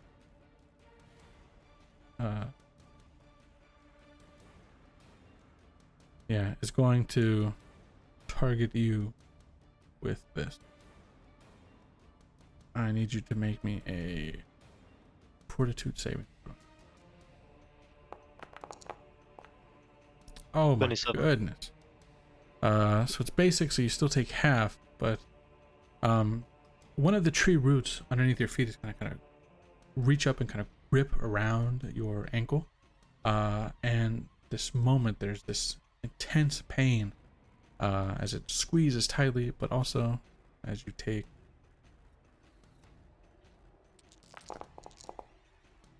half that, so 15 points of damage as you feel yourself, and as the root grabs hold and kind of rips you down almost, you feel this intense, intently on a single foe within draining moisture from the target's body. Yeah, it's going to, yeah, kind of just rip from you this, you know, this water, I guess. Yeah, so that'll be the first move. We'll decide now. Okay. When the next time it'll be able to do this, which I will not share with you. And then for its final action, this creature's rooted here, so it can't really do anything else other than, you know, where it is. But having been attacked and successfully striked, it's going to attempt to swing its mighty branch and attempt to smack Talifer, which it does hit. Talifer, you take 5 points of damage as the branch swings down and cracks into the side of you. It's not enough to move you, not enough to shove you in any way, but it just kind of hits. Maybe you're able to kind of bring the bastard sword up just to kind of catch it momentarily, but as you do so, you're able to stand tall without being moved. So that is all 3 turns. Bedivere. Okay. Can only move next to him. But Okay. I'll just do that. And then Yeah. I'll lay on hands myself. 2 movement to, well, if it's difficult terrain, that brings you to what? 48 HP. 10 a turn. Okay. All right. Yeah. So, absolutely. So use 2 actions to move up and 1 action to heal yourself as you stand in the face of this massive tree-like being. All right, Shad.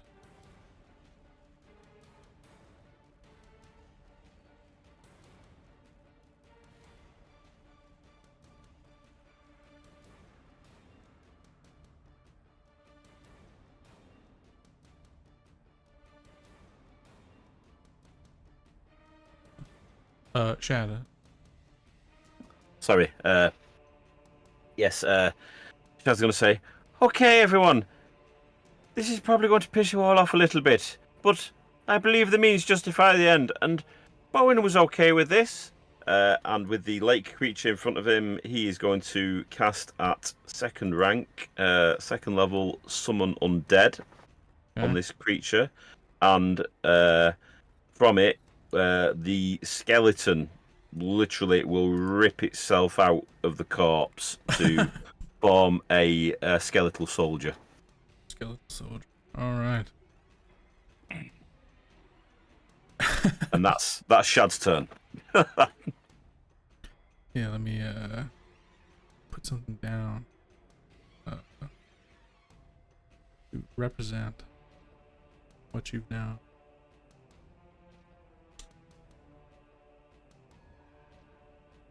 Oh, it sprayed me a bit. I didn't think it would go that far. Ooh, it's awful. There you go, right in front of you. Skeleton rips itself free and stands tall. There's now. So how does it work? So you concentrate. So you're it's a summon. So you're able to spend 1 action to get 2 it's actions. actually Right. it's sustained for up to 1 minute. Okay.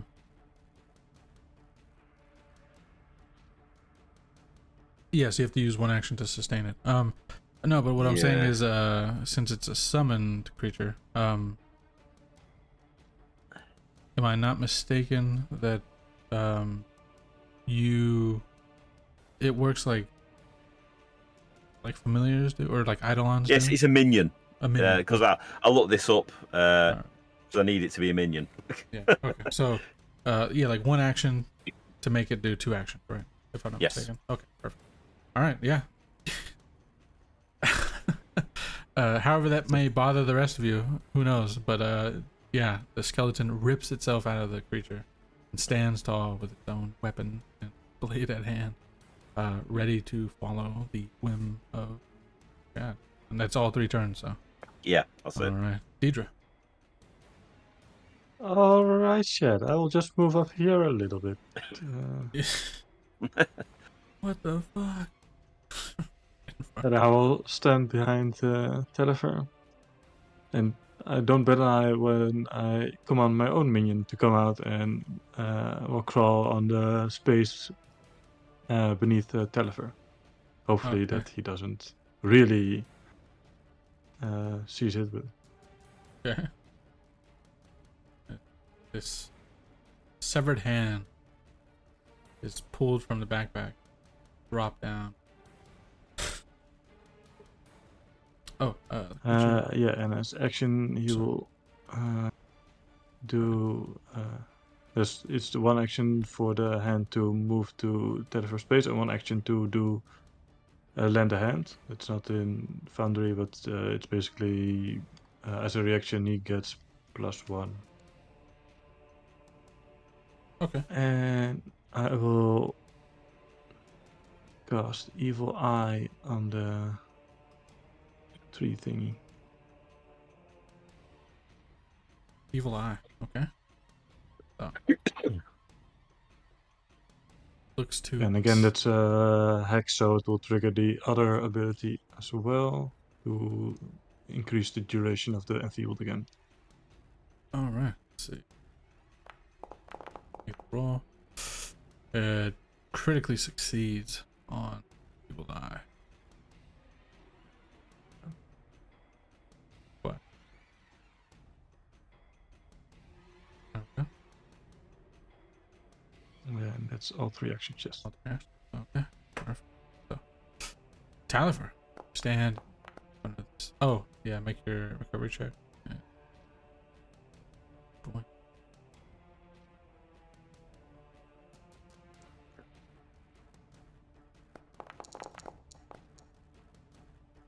Critically fail. I think that means the bleed gets worse. Am I wrong about that? 0 point. Yeah. There you go. I So always you're forget hero points is a thing. Yeah, you're now recovered from damage. Okay, Califer.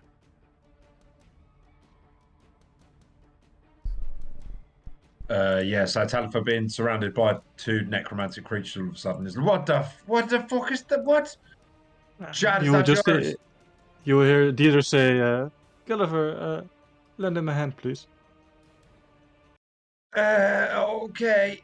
He's really not sure what side is the right side now. But he's still gonna attack the tree just for the moment. Yeah, fair enough.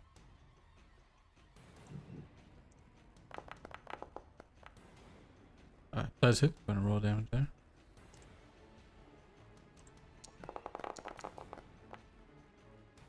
19. Yeah, big damage. Slicing through yet again. It seems like whatever natural armor this creature has, it just cannot stand up to the strength of the bastard sword. And then he'll take another swing at it. That'll just hit. Roll more damage. Okay. Jeez. And why not? I'll do another one. Do 3. It just swing back to back to back. Yep. Yeah, last Nope. one misses. Cool. Yeah, It's fine. 2 strikes, from left to right, just using the momentum of the blade. You carve even deeper still. And yeah, nothing about this creature is able to stop the attack as it hits. All right, so that's your turn. Here we go. So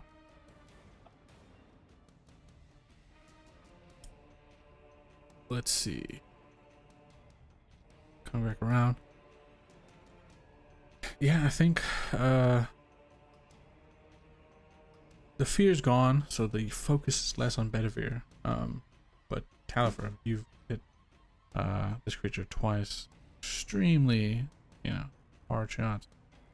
So I think, that heavy branch that swung by, almost, throwing you to the side, it's gonna kind of swing back around and look crack into is a critical hit. So it just crit by 10.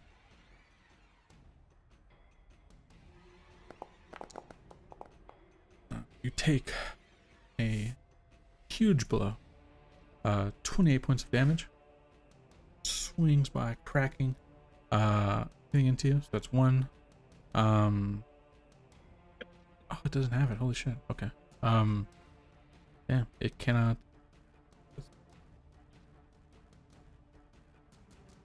Yeah. Wow. Okay. So I thought that would have the ability to knock out, but it does not. That's a misplay by me. Yeah, I think after smashing into you, it is going to.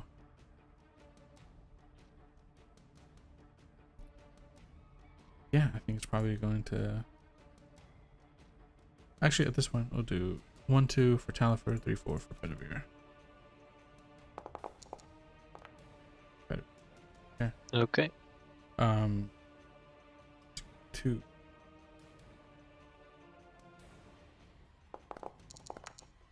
The same root that had previously grabbed is going to attempt to kind of rip you down still. It is going to reach out, grab, and kind of rip you down to the ground, and For its final action, because this has knockdown, it is going to attempt to trip you to see if it can. It's gonna make the athletics against your DC, which it succeeds at. It's -10 minus for 10 map. from map. Let's. This attempt neither applies nor counts towards the monster's multi-attack penalty. Okay. Yeah. So.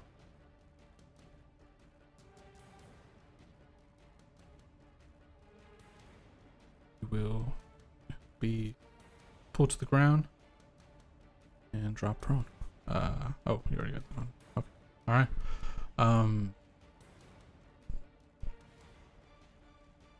No damage because it's just a natural success. All right. That is the 3 actions of the creature. Perfect. Okay, stand up and try to hit.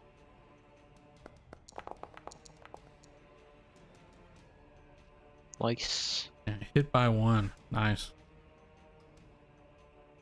That +10 for the fire exploiting. Yeah.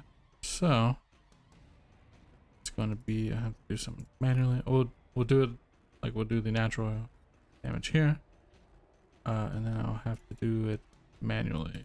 Update the. There. Okay. All right. And I'll try I'll try and battle medicine, my Talfa. dear friend. Just don't critically fail, you know. Yeah, I don't try to. I try not to. Try to? What? Yeah. Try not to critically fail. All right. Patch up a Okay, little bit. 6 healing. Quickly. Yeah. All right, Talif. Bedivere slice at the a tree-like being, and there is a violent reaction because your blade has some fire element to it. Maybe even just kind of lightly. Maybe the blade isn't like glowing with fire, but as it kind of sinks in and cuts through this creature. Whether it's because of that magical effect of the flame or something, but Talifer, I mean, you're gonna take note of this especially, right? The fact that Bedivere's normal weapon just cut into this creature, and seemed to have a very drawn a very violent kind of reaction from it. That's definitely going to kind of stir some questions in your mind. But Bedivere, you kind of reach over, patch up Talifer quickly in the moment. Shad. Okay. So, question. Let me just find the right spot again.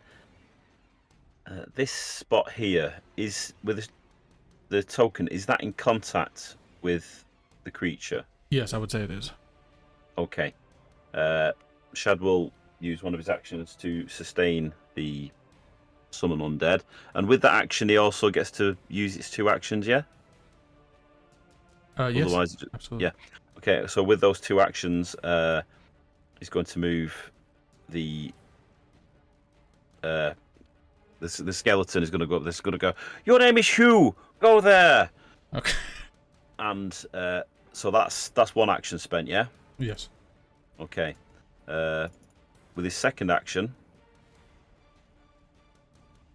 Shad is going to cast Final Sacrifice on that skeletal warrior. Okay. Perfect. So, let's see. You channel disruptive energies through the bond. The target is immediately slain. The explosion deals 66 fire damage to creatures within 20 feet of it. So, let's do that real quick, just to be sure. Real quick. We'll say there's probably a. Yeah, I think Deirdre and 20. No, oh, that's personal. Let's see. Let's. I gotta move. you'll make until it, this goes- guys. Oh, You'll so the. Okay, dude, Bedivere is out of the fire, but Deidre is not. You'll make it, guys. It's a basic reflex save, so I'm gonna say it's rooted, so this creature cannot. I'm gonna say it fails the reflex save. But Talifer and Deidre, if the two of you could please make a reflex saving throw here. Oof. Oh, Gulliver fails. Yeah. Oh, forgot about the minion. Yeah. Sorry, guys. Deidre succeeds, so let's take half damage. Why's mine not rolling? Oh, pop in. That's why. Oh dear. And Talifer fails. All right. Go ahead and. Can I hero point that, because that could potentially kill me? Yeah, you can hero point it. Yeah.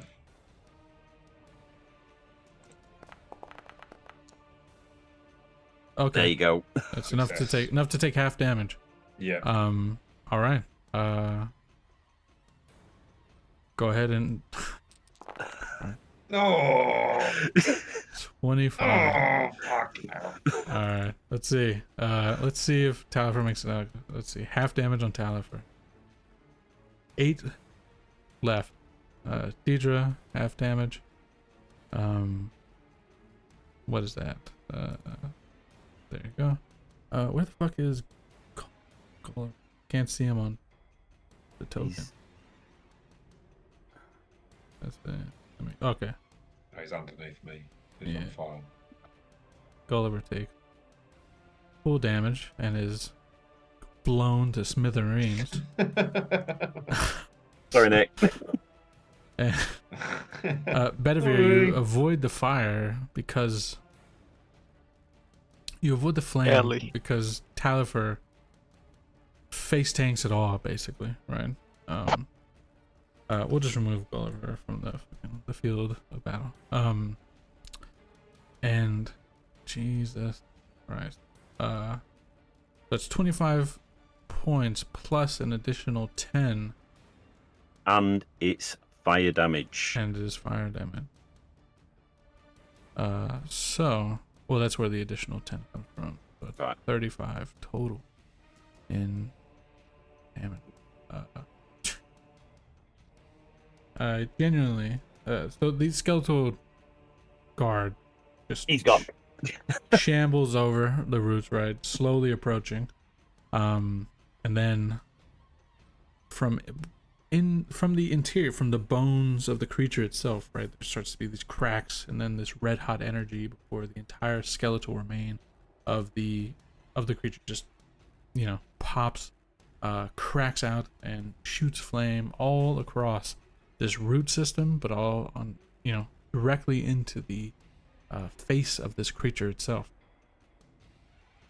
And wow. I'm gonna say we'll leave this marker here specifically to say that a fire. Actually, never mind. Because this is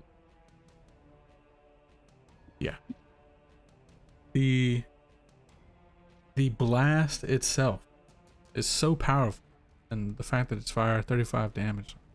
What the fuck, dude? The weak to fire, just erupts a huge hole in the side of this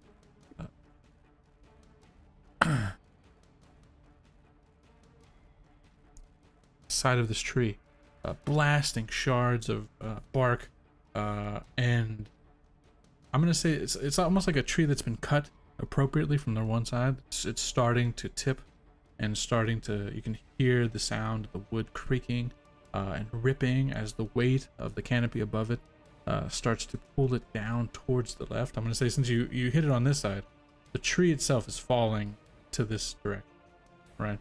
To the left. So as the massive weight of this thing, the roots also kind of grabbing up at the ground, kind of starting to rip up and unleash themselves. Everybody here is standing, so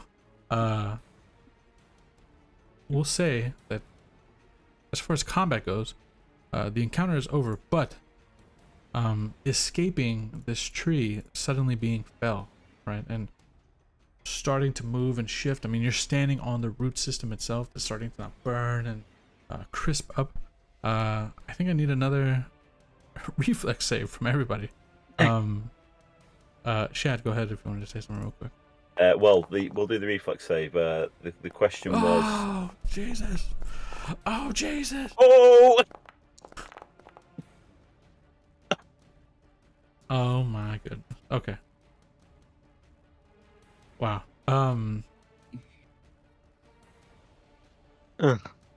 Let's the massive size of this tree, and its sudden fall. I'm gonna say Talifer, Shad, obviously the two of you, for whatever reason, however hurt you are, the dexterity, your ability is just enough to kind of get you out of, Talifer, you go running, down the root system that is now starting to kind of lift up higher in the air, and you're kind of heading down towards the, where it still meets the ground. Able to have a hero point. No, sorry. And I don't think Deidre does either. I know Deirdre used hers. So, Bedivere and Deidre, because this is all very, we're having to. I didn't necessarily think this would happen, so I didn't necessarily plan on how I would handle this tree being felled like appropriately in the way that Shad has now kind of destroyed it. So would we say that, considering the massive size of this tree, the root system, everything, and particularly Deidre, because of the critical failure of this, would we say, or rather, would you agree that something like, I don't know, let's do 68. Do you think that would be fairly appropriate? I'm willing to have a conversation here.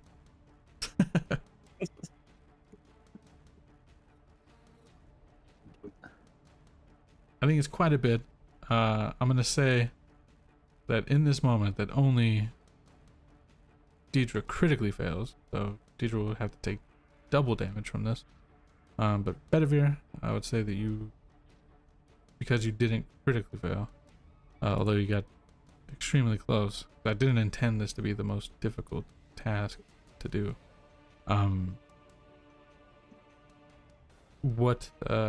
Is 68 fair, or would you argue for a smaller roll? No, I'm fine. Right. Deidre? I'm already dead. Anyway, 68. So. I'm already dead. Okay. Oh shit! Yeah, you are quite low. Okay. Okay. Yeah. Then I guess this. I guess we have to just see if this is enough to knock out Bedivere, which I think it's capable, right? Yeah, could happen. Could happen. Could happen. Okay. Let's see. No, it doesn't. Doesn't. Oh, well, it says that you rolled it because I had you highlighted. Okay. Yeah, so Deidre would take straight down to 0, right? Obviously.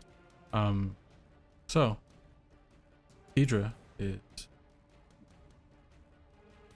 unconscious for the time being, right? Dying, I guess you could say. So, the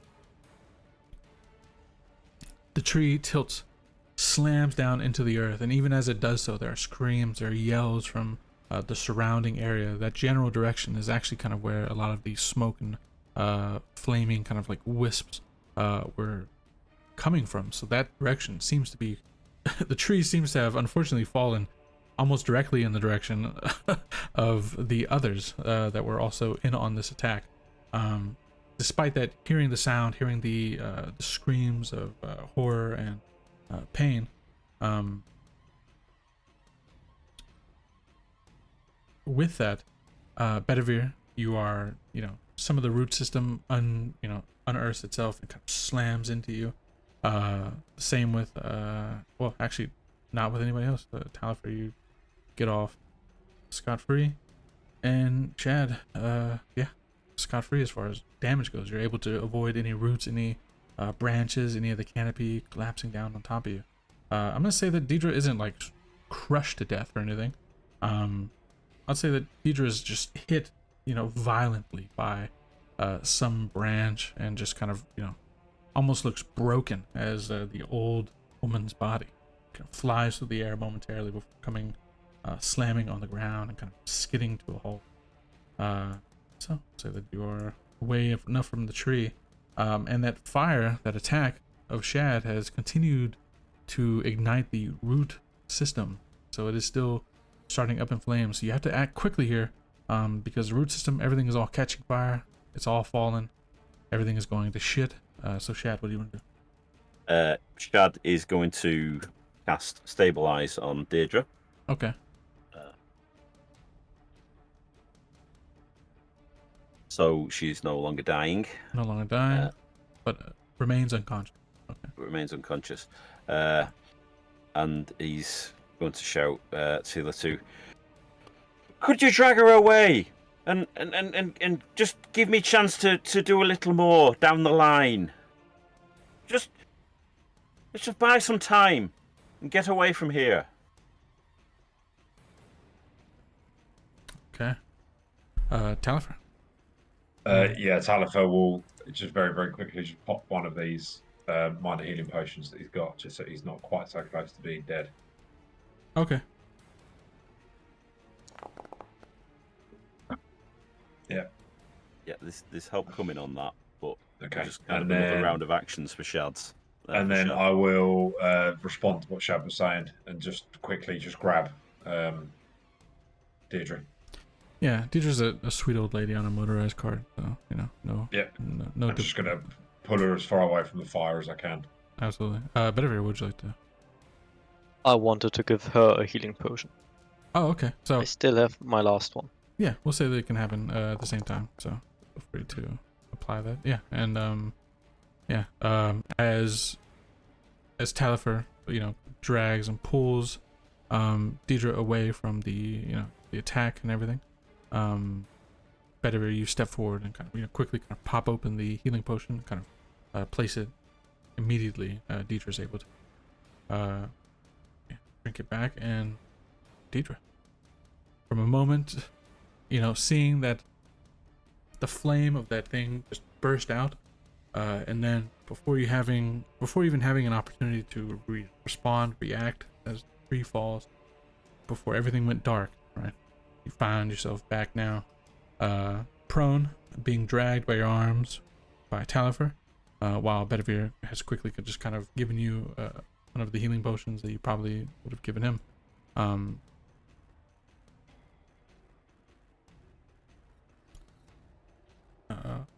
Welcome back. You are wounded, for certain, but yeah. So. Shad. When we get along to the next round of actions, Shad is going to cast. Let me just know which it is. He's going to use 3 actions to cast the 3-action heal. Okay. Yeah, 3-action heal. Fair enough. Yeah.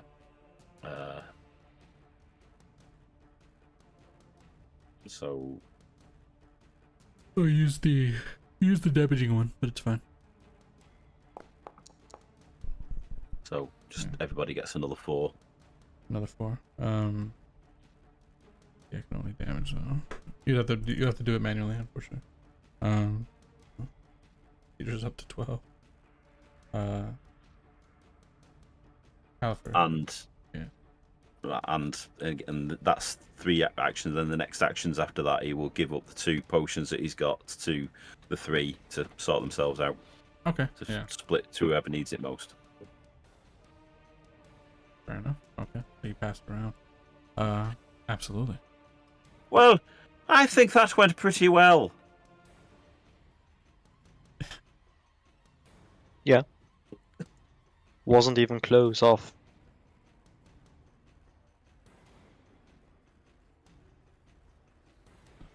Also, Deidre, you're able to put yourself up back to your feet. Yeah. You for the moment you remark on the ease of it. Talifer, go ahead.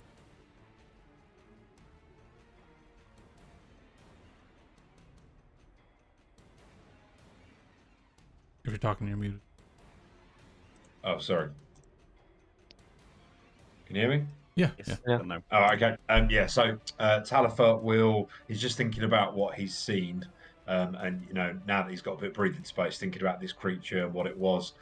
So, True, you were saying this is like nothing that he would have ever experienced before or after. Talifer's just going to sort of share that with the group and say, I don't think that was a Knight of Thaneus. Can we see Bowen or any of the group anywhere? Yeah. So, yeah, sharing that information. Bedivere, and then we'll let Bedivere, and then we'll jump to the others. Like in a good way or in a bad way of it not being one? No Knight of Thaneus would have been that easy to defeat. That's fair enough, isn't it, True? Yeah, fair enough. Yeah. Considering the story's tale. Mm-hmm.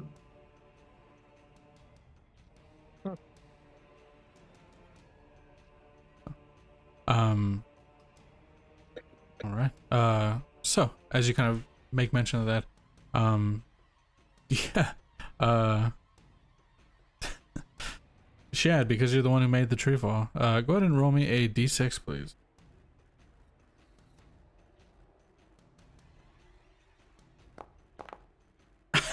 Okay. Beautiful. What does that mean? Breaking through the foliage, rushing towards you, stands only Bowen and a single other men-at-arm. Seems like because of the way the tree fell, you don't hear any more sounds, right? You hear the burning, you hear, like screeching of wood from all the fire that's been spread around. Bowen looks very, very torn up, kind of worse for wear. And the warrior by the side is just like looks like they are completely shell shocked. They just kind of hold on to their spear tightly with 2 hands, just kind of completely at a loss for what has happened. Yeah, there are only 2 other survivors. So there's Bowen, and then there's a single man-at-arm who is, he lives, but in what state, right? But as they kind of break through, kind of looking out amongst you 4, Bowen is gonna call out, like, "Is it done? Have you slain the beast?"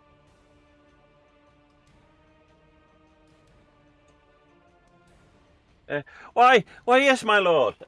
It seemed to go according to the plan that we had. The tree and the beast at the same time.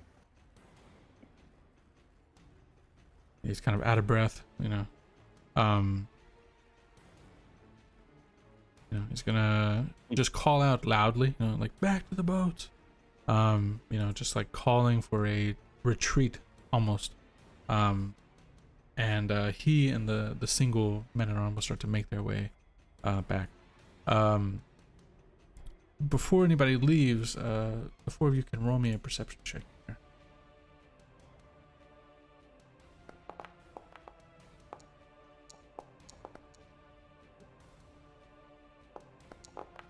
Disappointing about rolls time. today. Okay. Well, in a sense, Deidre, as you're coming to, maybe it's the angle of which you're able to get a sight on this. Up ahead, you see the massive trunk of the tree having split and fallen to its side. I'm gonna say that Deidre, you're the only one to notice in the trunk of the tree, exposed by the ripping of wood away. There is a 26. Your head is swimming, but you're still able to catch a glimpse of this. There is something within the trunk. Something that is not wood, it is not of the tree. Either this tree has kind of grown around it or something. There is something in that tree's trunk.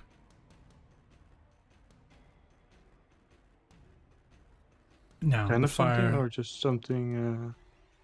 you'd have to get closer to really inspect what it is, but there's something out of place within the trunk of this tree's, within this tree's, this massive tree's trunk. And The entire place on fire, right?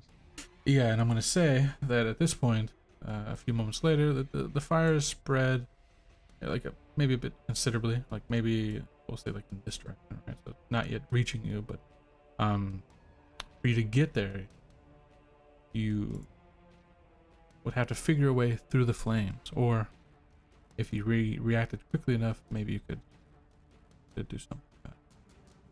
If you wanted to make an attempt to retrieve it or see what it is. I'll just message it to Telfer to make a note of it and slowly limp away. Okay, so you inform While drinking Talifer. a few potions. Yeah. Okay, so you inform Talifer of the existence of something there, but you're definitely not gonna mess with it, right? You're gonna limp away, see what you.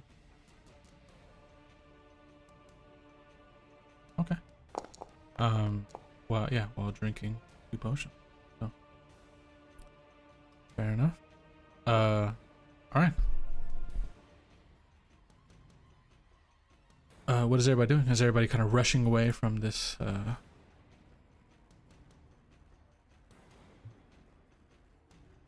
This fire that's now spreading quicker and quicker. Talifer. Talif will just see from what Deirdre was saying if he can see anything through the flames. He's not going to look to get any closer really than where he is now, but just want to see if he can see anything through the flames from where Deirdre pointed it out.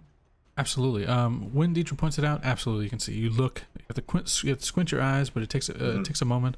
But you do see it. And for you, I'm gonna say, because you're not as roughed up or as beaten to shit as Deidre is, you're able to see it a bit clearer.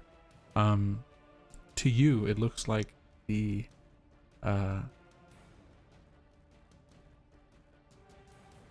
hilt of a blade.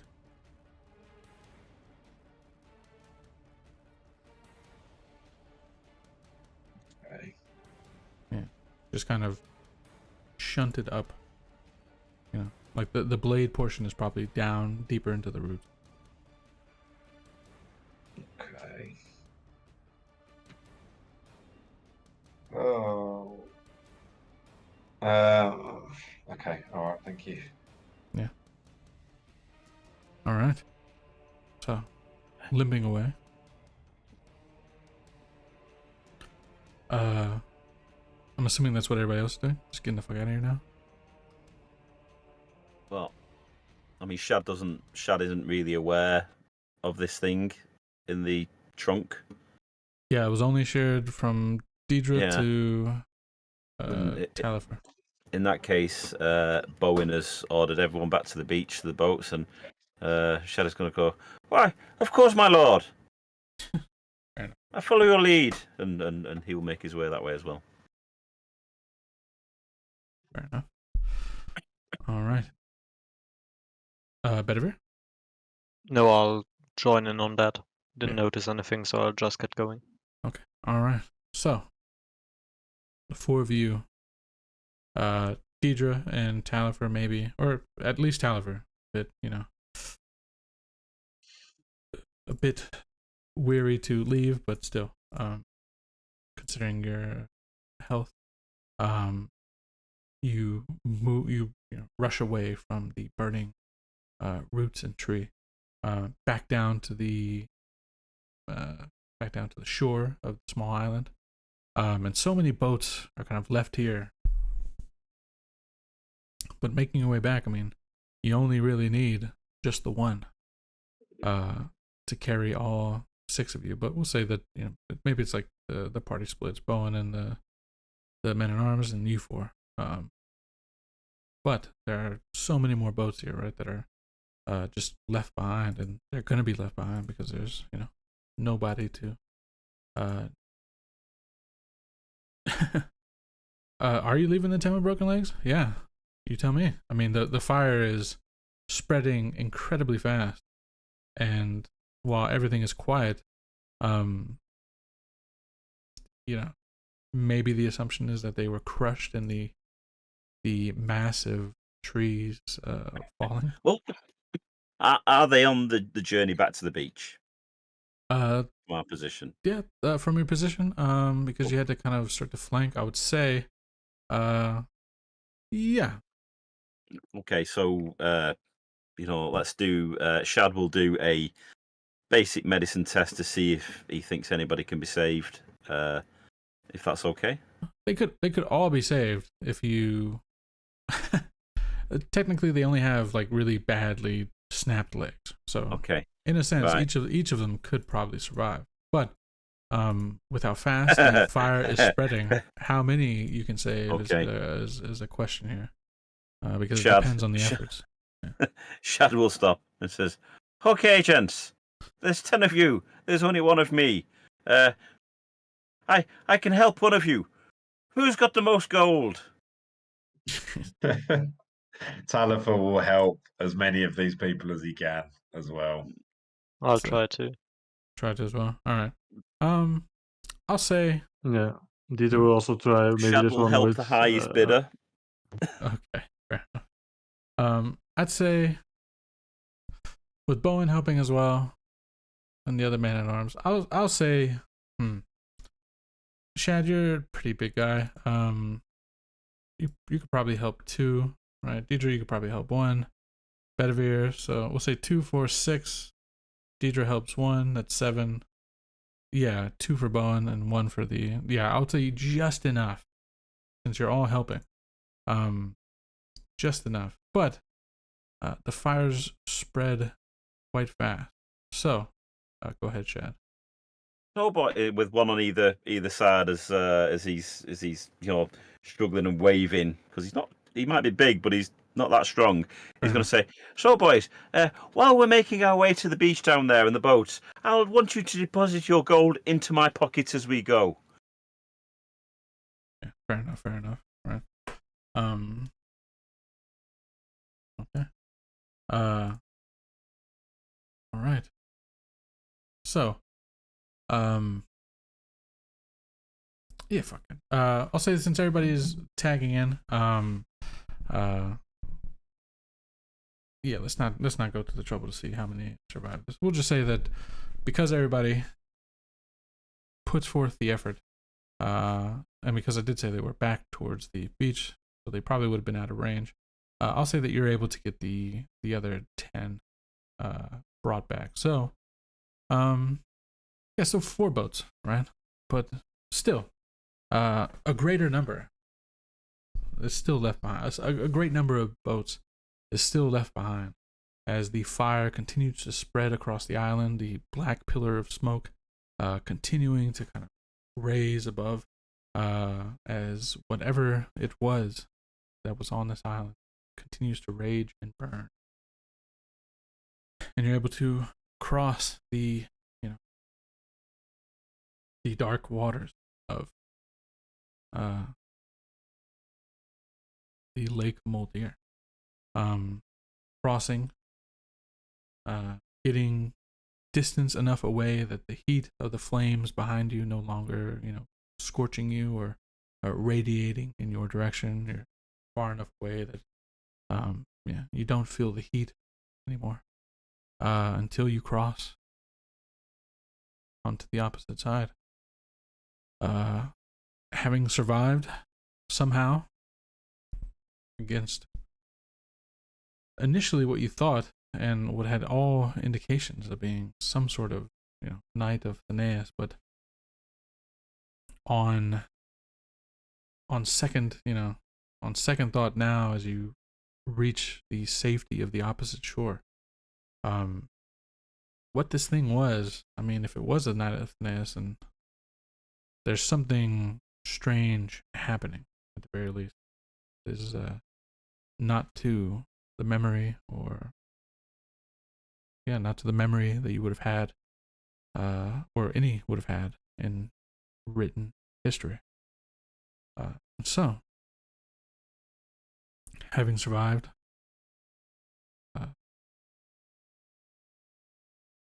the injured and beaten down men-at-arms, Bowen himself, and you all, Shad, go ahead.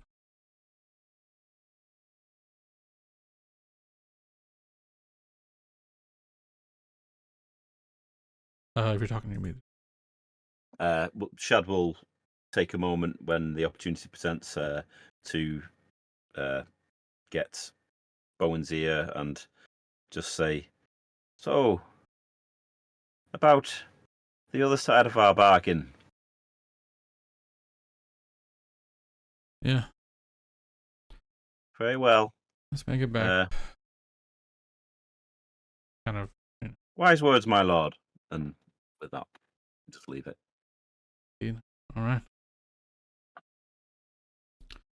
You all load into the wagons.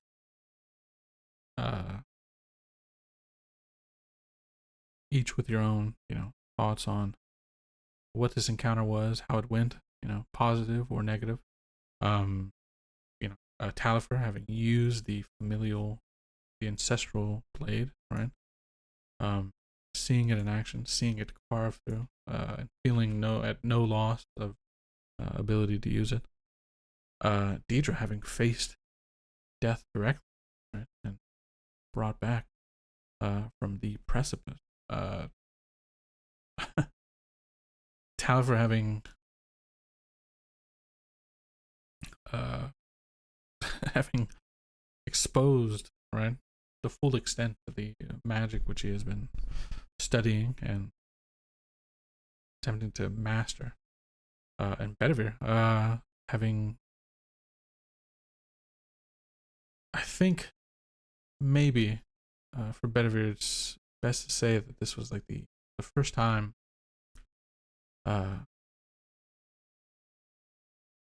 if this thing was what it was supposed to be, right? What everything was said it was.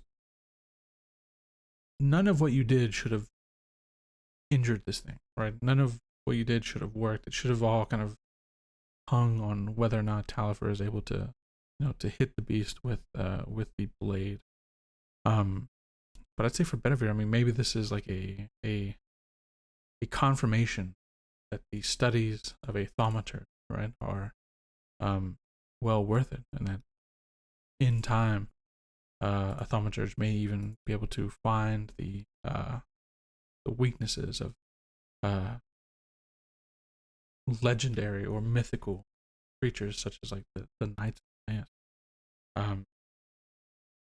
and even cause death to those that should be say like immune to that type of damage. And so you make your way into the wagons, right?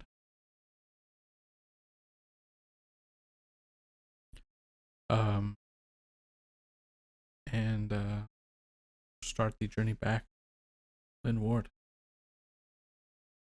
And I think as you arrive to what appears to be a hero's welcome, a number of individuals in the streets, right, awaiting your return almost. Shadow call for Erasmus. Along the journey, Erasmus joins, seemingly having understood every single word that Shad had spoken to him and had hidden, and then upon seeing Shad would have returned. Back to Lynn Ward to a hero's welcome. And I think that's a good spot to end this campaign. And the mysteries of what you encountered, the implications of what that might be, what that might mean for the future, all kind of hang in the air just a bit. But thank you all for playing. Hope you enjoyed. I'm gonna go ahead and sign out the stream and stuff for a second, so give me 1 minute. I'll sign out and then I'll be right back. Appreciate you. Thank you. Thank you, Trill, for putting the story together and the campaign, and thank you for not killing Shad. Hey, we got to hear that song. Yeah. So. I'll be right back. All right. Thank you all for watching. Hope you enjoyed. Bit of a finale as the group is able to survive and fight this legendary thing. This thing that should not be, what happened should have not happened, right? But that's how things go, and the information and all that stuff will kind of come out in time. But thank you all for watching. Thank you all for hanging out. This is the finale and the final session of Pathfinder 2nd Edition that I'll be running for a bit of time. We'll be back soonish as far as campaigns go, recruiting and getting an old school basic edition D&D playthrough going, and a lot of changes to the playstyle, changes to how the world works and functions, so there'll be some streams dealing with all that stuff coming up. So we'll be back this Wednesday with a kind of hangout session, kind of like a touch up on a few things. I've actually finished the script to a video that I've been working on for the past few weeks, and I'm hoping to be able to do the recording as far as the vocals go and knock it all out and get it out there. So thank you all. Hope you have a good day or good evening, depending on where you are, and we'll see you when we see you. We'll be back this Wednesday, so maybe we'll see you then. If not, we'll see you, whenever you get the chance to hang out. So appreciate you. Hope you have a good one, and thank you all.